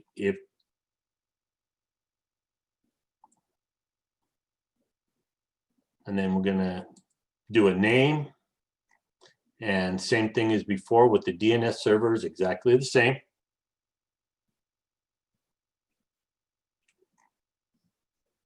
And actually I'm going to change this back to 100 just because this is my master. I don't want to mess that up. Okay. And then the ETH0.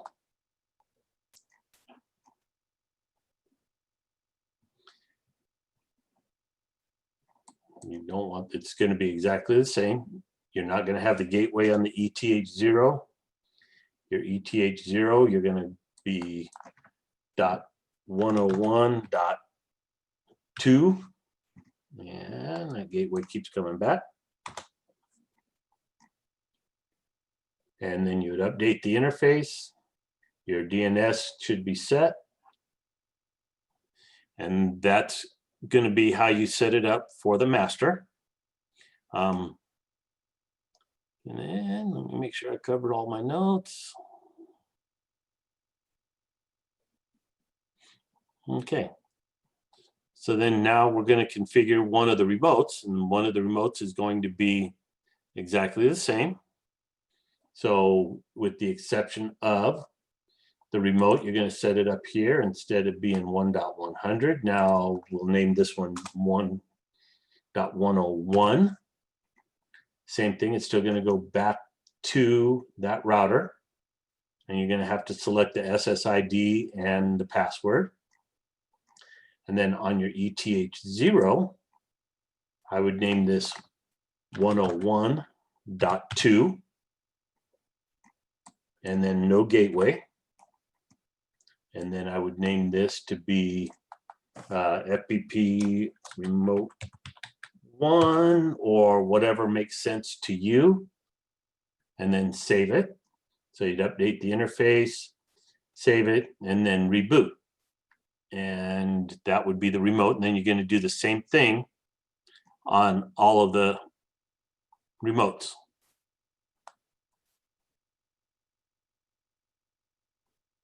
And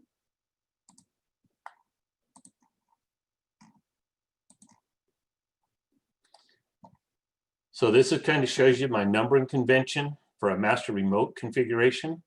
So you see my master would have the WLAN 0. Where's my, hey, there we go. So my master has the WLAN 0 1.101. Remote 1 would have 1.102, remote 2, 1.103. The attached control, the ETH0 would be 101.2, and it's not working. And then you see that the attached controller's got a 101, so it's in the same subnet, and then I just add 1 for 3. So that way it makes it real easy. I know my master is 101, my first remote is 102, and the third remote is 103. And the controller is just that subnet with the last number of 3.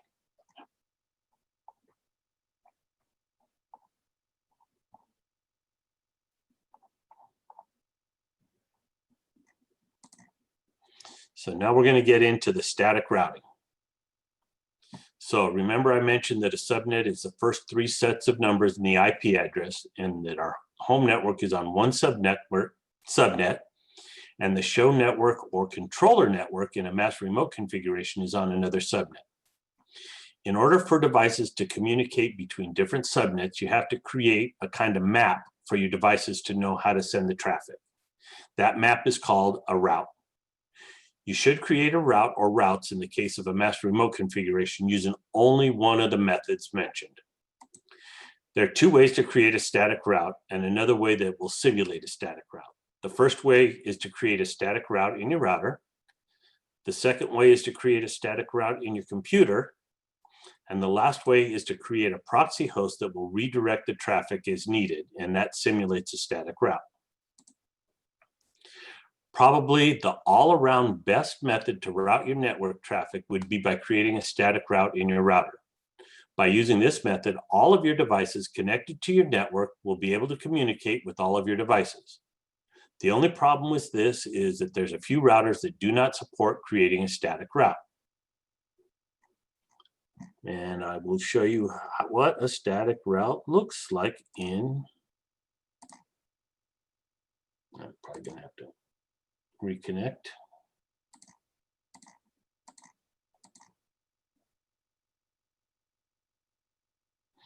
So normally the routing will be in an advanced section. Every router has a different interface and they're not very intuitive. So sometimes it's a pain to find. So you might have to look. So in mine, here is a route that I set up. It's a static routing. And I'm going to the 101 subnet. And you want the last number for your destination to be 0. That way all devices on that 101 subnet will be reachable. The net mask, like I said, in our home networks are almost always 255.255.255.0. And the gateway is going to be the WLAN 0 address of that device. So in this case, it was my 192.168.1.101. It was my master. And that was connected to an F16, and then you name it. So that's what it looks like in my router. Your router could look different. The interfaces are stuff. Sometimes you'll have what's called a metric, which is an advanced routing function. And in that case, usually a number of 2 or 3 will work fine.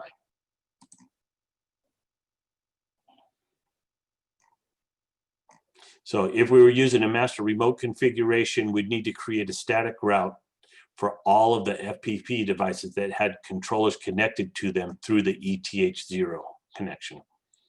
Oh, one other thing I wanted to show was, let me go into the DHCP server.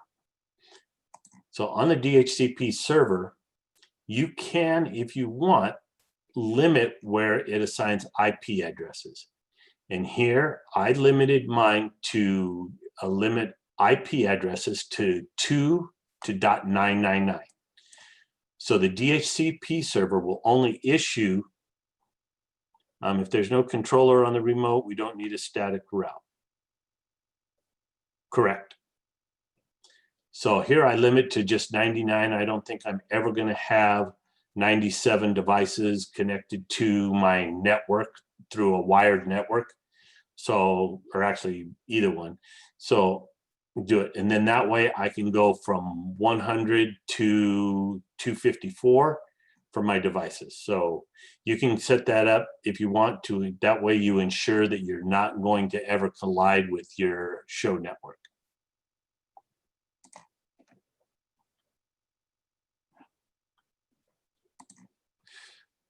Okay, so if you can't create a static route in your router, then you can create a route in your computer. There's a couple drawbacks by using this method. The first one is that you will need to create the route on all of the computers that you want to access your show network. If you want to access your show network through your phone or other mobile device, that can be a bit complicated or even impossible. If you're only connecting to your show network through a computer, then it isn't a problem. The second issue is that Macs don't have a persistent option in the routing function. So if you reboot or power down your Mac, then you're going to need to add the route again. To add a route to a Windows computer, you'll open a command prompt by typing in CMD in the search window and select the Open as Administrator. Make sure you select the administrator option because you need that level of authority. Then you'll type in the route command as shown, and you'll replace the destination subnet where I have here destination subnet. That's going to be the subnet, just like we did in the router, ending with a .0, no quotes, and then the bridging IP will be the WLAN 0 IP of the connected FPP device. For Macs, it's similar, except instead of saying route -P, it's sudo route add. And then the same thing, destination, you go the .24 instead of the 255. That's a shorthand for it. So I'll show you how to do it. So you go in, type CMD in here. For Mac users, you guys are on your own. I don't have a Mac. So you click Run as Administrator. So you get the window, and you're going to type in route -P add, and in my case, it's going to be 192.168.1.0. Remember, it's going to be this subnet.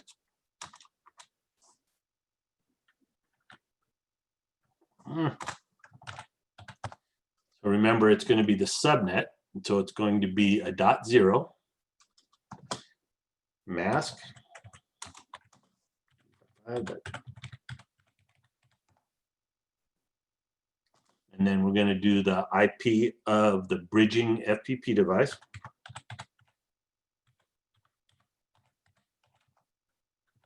And here's where you see the numbering convention makes it easy to kind of remember what your numbers are. I know that this one was a 101, so I know that it was connected to a device at the 101. Hit enter, it says okay. And you can see it. And if you want to, you can see that it was successful. And if you want to see what it is, you can go. If you want to see the routes that you have in your computer, you can do a route print, and it'll show you all the routes that you have. These are internal ones that it uses, so you really don't need to worry about those. It's going to be these persistent routes that's in here. And you should see here that you have the route entered. But like I said, make sure that this last one ends in a .0. That's real important.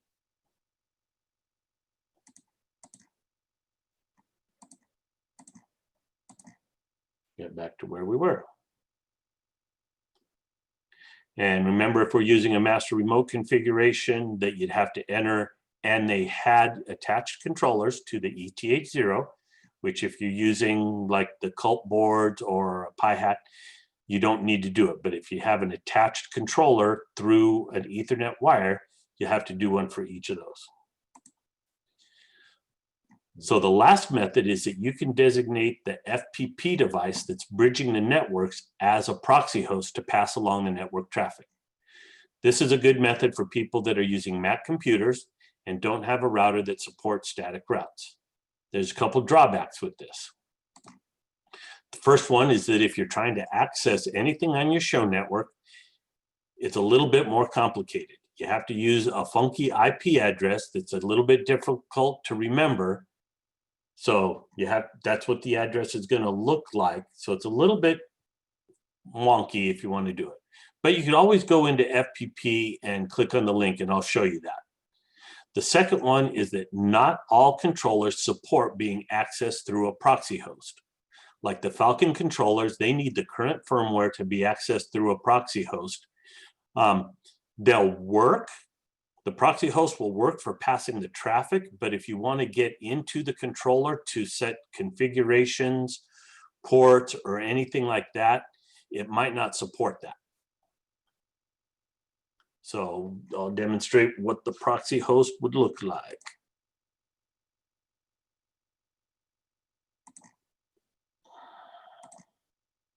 So you go into your proxy settings, In here, you're going to add a proxy. So we'll go 192.168. And this one, you're going to actually enter the exact IP. So this one was 101.3 was our controller.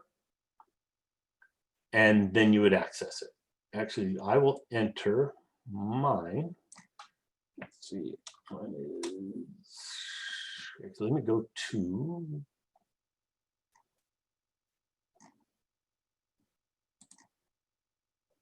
Oh, I can't. I forgot it. I'm in the process of changing that. I was going to go to mine that I actually have bridged, but I'm doing some updates on it, so it won't work. But yeah, so if you have this connected, you can just click on this link and it'll take you to there through that proxy host. So that's a method that will do that. I apologize, I forgot to update that controller so I could do it. So, and if you're doing a master remote configuration, then you just need to create that host on each of the FPP devices that had controllers connected to them.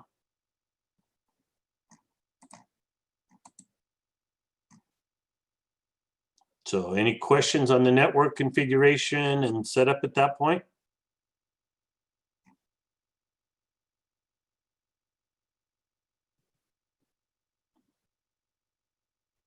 Okay, so you're using the proxy host, so you jumped ahead of us, and that's where the display is terrible. And that's probably because you do not have the most current firmware for the Falcons. The Falcons, on one of the firmware releases, they had a problem and they have since updated it. So you'll need to update the firmware, because that is a known bug with the Falcon. If after you update the firmware it's still a problem, then we'll have to look at it. But that is a known issue with the Falcon software, the firmware. If it's not current, the proxy host doesn't work correctly.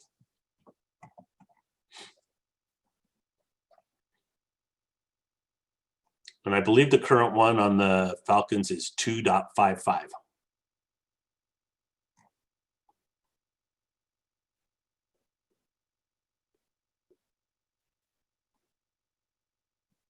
Anybody have any other questions on the network, routing, any of that?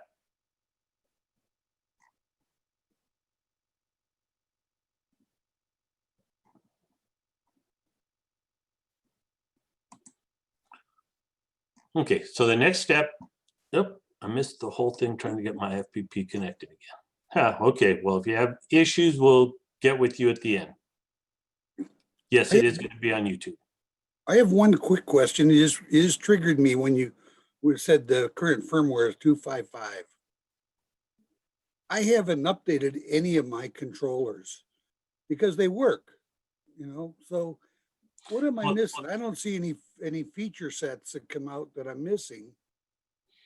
Well, Mr. Jim, and I want you guys to know Jim Nealon was a great inspiration for me when I first got started out and provided me a lot of help when I first got started. He's been doing this, I think, since controllers were invented, so he's quite knowledgeable. I appreciate that, and I want to publicly thank you for that. And the thing is Jim, is you probably not experiencing that because you actually use, if I recall, you actually configure your routes in your computer. Yeah, I do, but I mean, I haven't seen any features that are added in there. Like on the V3s, I don't care about wanting standalone or using the SD card.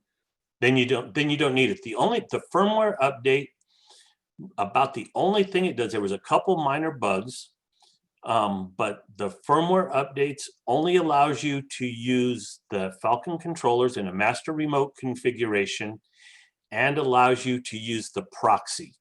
The first version of the firmware update came out, allowed you to use the Wi-Fi for master remote configuration. Right. Then when they developed the proxy host, they realized that it doesn't give you the access to the settings in there, so they came up with another release. So if you're not using a master remote configuration, or using the proxy host, then updating probably is not needed. Yeah, I'm one of those lazy guys who, you know, if you don't need it, you don't do it. And I agree. By the way, and you're my go-to guy now, so. Not really, but thanks. All righty. So in order for FPP to start and stop our schedules on the correct day and time, you need to configure the time settings on whichever FPP device is going to be responsible for the scheduling. If you have any other FPP devices connected in the network, they really don't need an accurate time. It's only the one that's starting and stopping your schedule. Now, all of the computers that we have, they do not have an internal clock to keep time for the most part. The CULP line of controllers do have what's called a real-time clock in them on the newer versions. So that's something that will work. So it's important that you have an accurate timekeeping method. So to get to the timekeeping, you'll go to Status Control, FPP Settings, and you go to Time.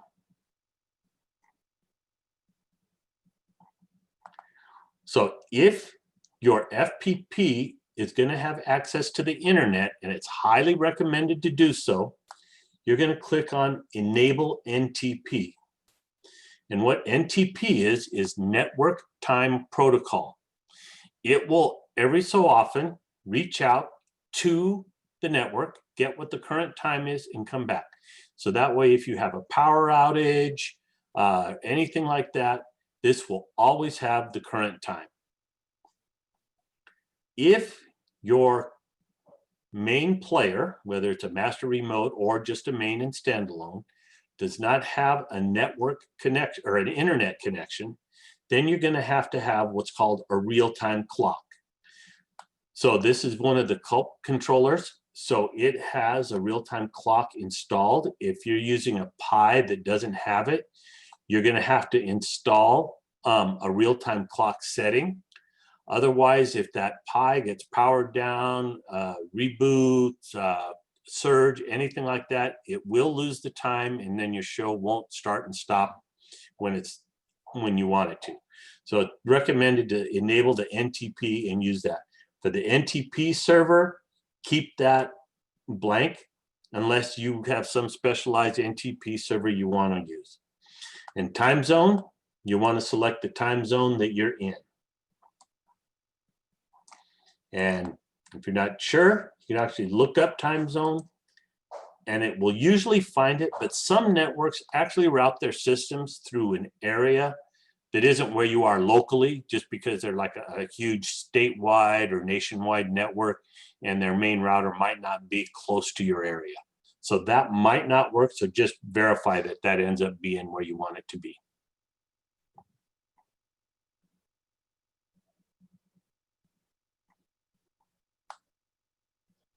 Everybody good with that? Different kind of question. When you're doing the master remote, does it make any difference if you're using different FPP versions for the master and the remote? The question to that is maybe. So it's going to depend on what the versions are. There are quite a few enhancements that came out in version 4.0 that the versions below that will not support. So you won't be able to use those enhancements. What's your oldest version you have?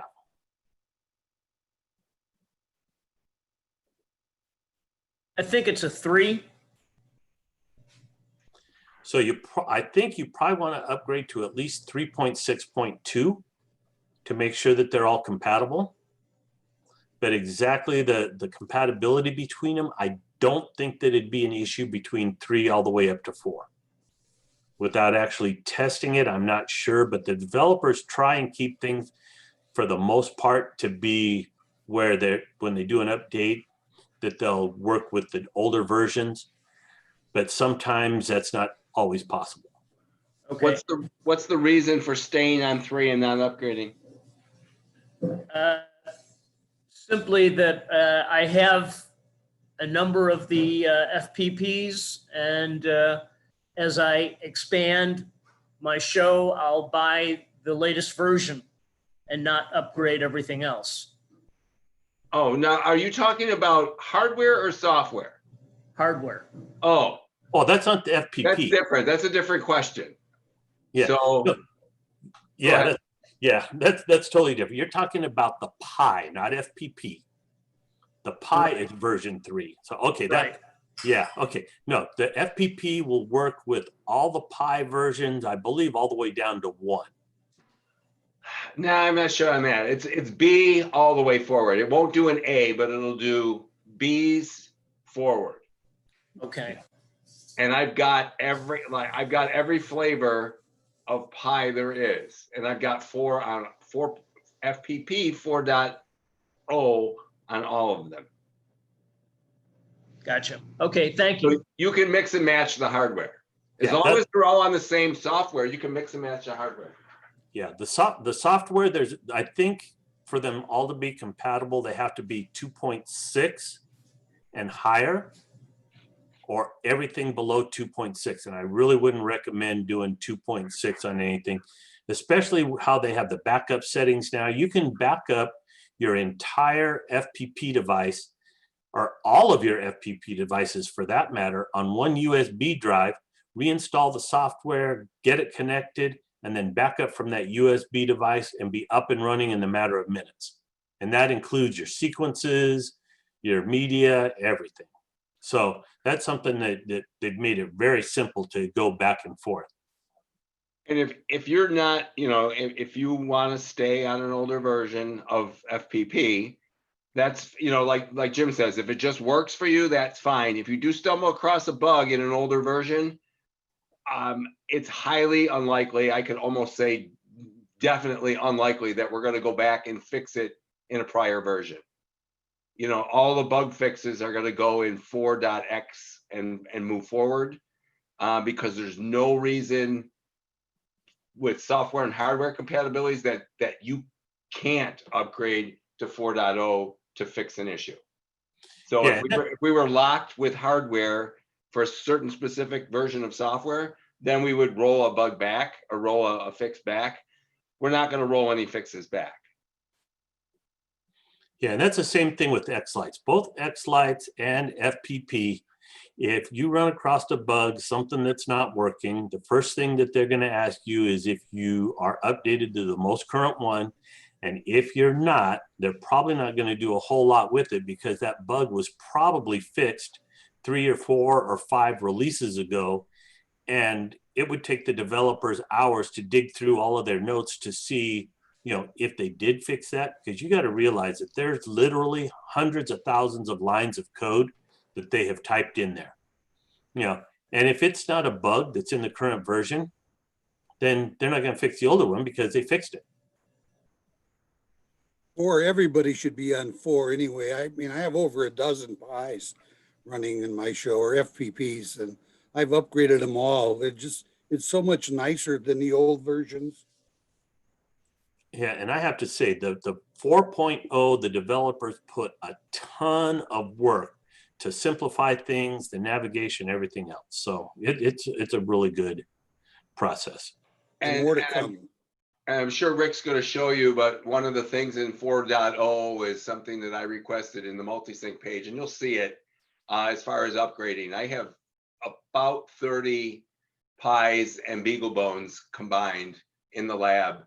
And for me to upgrade it at one point used to be several hours to go to each one. Now it's a matter of less than 10 minutes to upgrade all 30 at once. So, and I'm sure Rick will show you that at some point, but this is some of the cool stuff.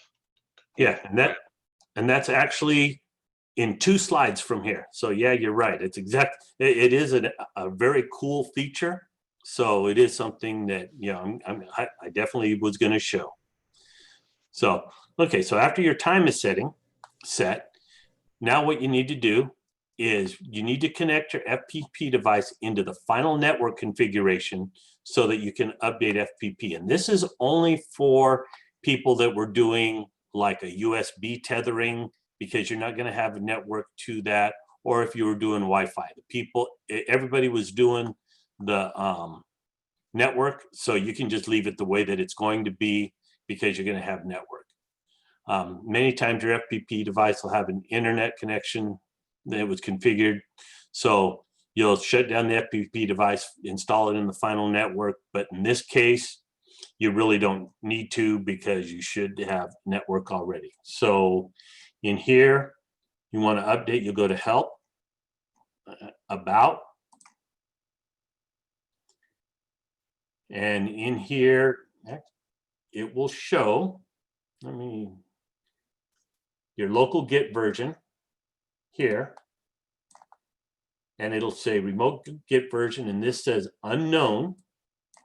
If it says unknown, that means that it is unable to get to the internet because you have some sort of configuration that's not correct. And in my case, that's because this is one that I have set up as USB tethering, and I didn't disconnect it and hook it up correctly. Will this one connect? Oh, you know what? I changed that. That's why that's not connecting.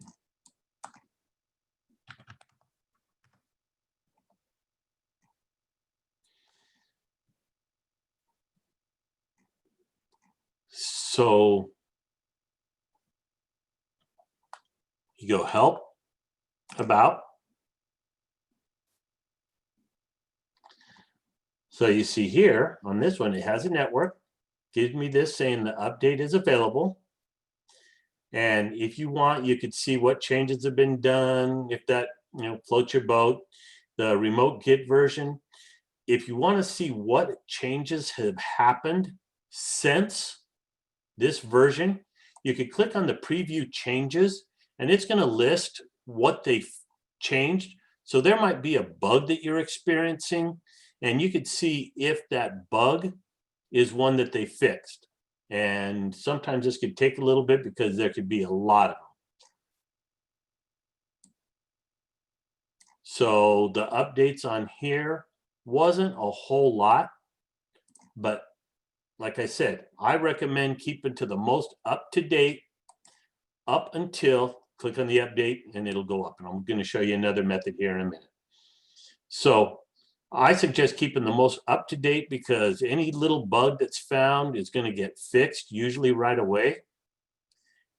And that way you do it. Unless you're already running your show, like it's Christmas time, whatever it is, Thanksgiving, and you're playing your show. If you're not having any bugs, then I would not upgrade at that point, just in case there's some little glitch. But if you're having a bug, report it, and hopefully they get it fixed. One thing I do want to mention is about reporting bugs. The best place to report a bug is to go to the GitHub repository. There's this place, and if you're not sure, post in one of the forums how to do it, and someone there will help you along. Post it in there, but give a lot of detail in there, because it's very important to know exactly how you got to that place. You just say it doesn't work, the developers have nothing to go on. If you say multi-sync doesn't work, that gets them a little closer. But if you say I'm running a Pi 3B, I'm trying to run multi-sync, when I click on the link for an IP address of this is the results that's happening, and this is what I'm seeing. That gives them a real close thing to do it. And the more information you get means the less work they have to do to find the bug, and the quicker it is that they're going to do it. If they have a couple bugs sitting on their desktop that they're looking at, and they look at one and go, hey, this one's going to take me 3 hours to figure out where the bug is in these hundreds of thousands of lines of code, or this one that I know that it's within these 50 lines, they're going to go to the one that with 50 lines to get that figured out first. So as you see, once it's done, it'll say close. You can close it. And you see now that I've got the new version, and here it shows that it is up to date. Now, another thing, if you have several remotes, like Patrick was talking about, if you go into your multi-sync page, this here will list all of your devices. And this will show what version they're on. You have to go to the advanced view. If you don't have the advanced view, you won't see it, but it'll tell you the version. It'll tell you 4.01, tells you this one is unreachable because that's the one that it originally was, and I changed it now to the 110.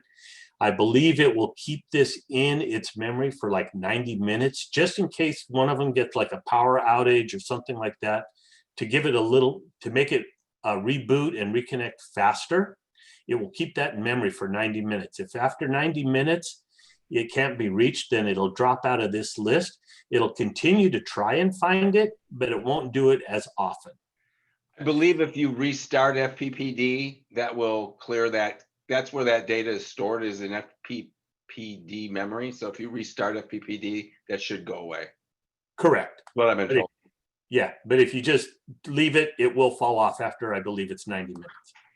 So if you go to advanced view, and if you have some of these versions here that weren't up to date, if you want to update them, and I'll go ahead and update a couple, I won't do my master. Let me do my pocket scroller and my singing elements. If they were outdated, you select what you want. You could select 30 of them if you have them. You go down here, click on upgrade FPP, click run, and if you look, they're all updating all at the same time. Yeah, they're a really cool feature, and I'm glad Patrick requested it, and I'm glad they put it in there.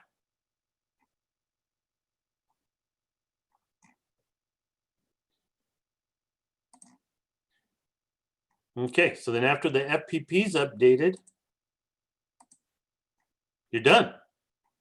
So we have any questions? And actually, we had a couple things. We had somebody about CMD gives you an invalid response to the command. So are you typing CMD into the command prompt window? That's not where you type it. CMD is in the search window in Windows to bring up the command prompt.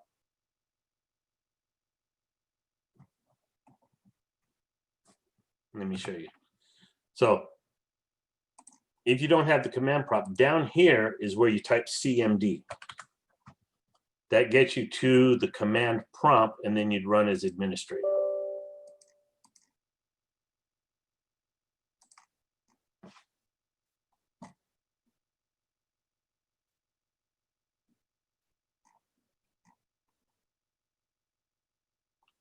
Did that answer your question, David?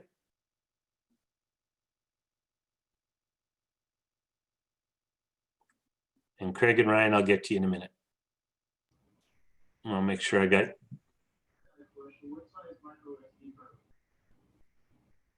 I couldn't hear whoever that was.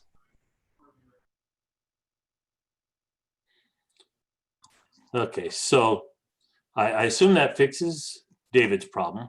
So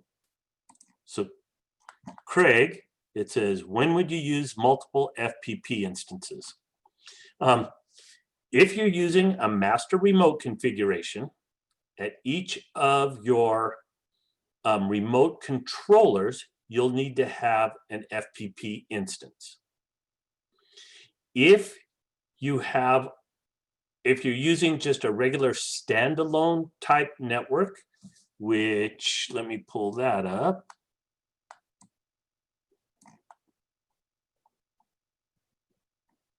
Let me find that slide.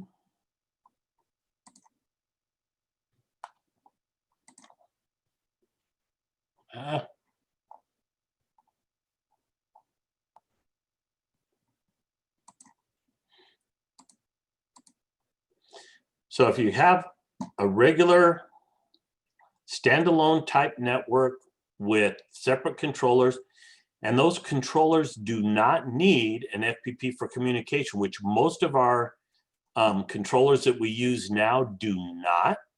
You only need the one FPP device just to be as a player.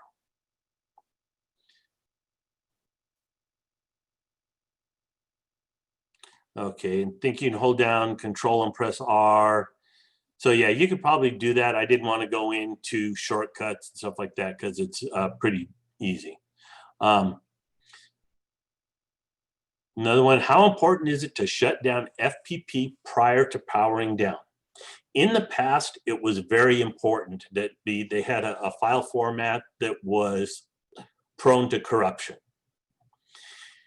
However, it's just like any computer device. If you shut it down, if you just power it down, there is a potential of corruption, but it's very rare with the new format. I do it all the time and a lot. If I remember, I'll shut it down. But I do a lot of testing on different devices and stuff, just like Patrick does. And I'm sure he probably just powers down and powers up just because it's a lot quicker to get back to it. And if we corrupt something, it's so easy just to re-image and put the card on and just keep on going.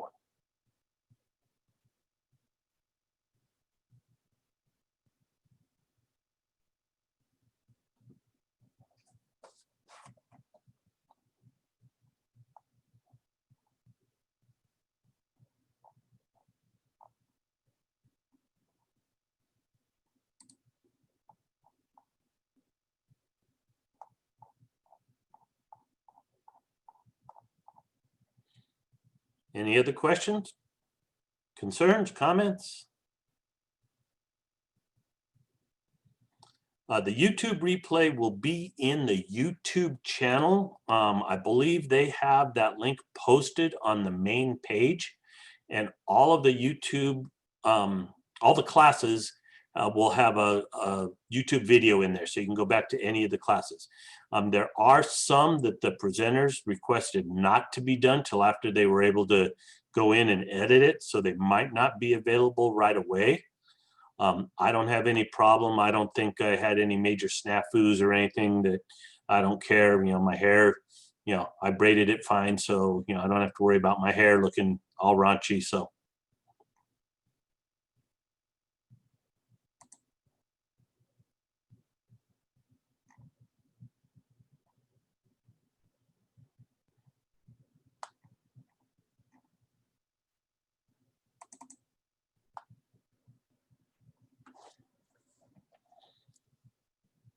Okay, Rod, yeah, we'll go over you in a minute. I hope I gave you some information, Amy. Hope it helped.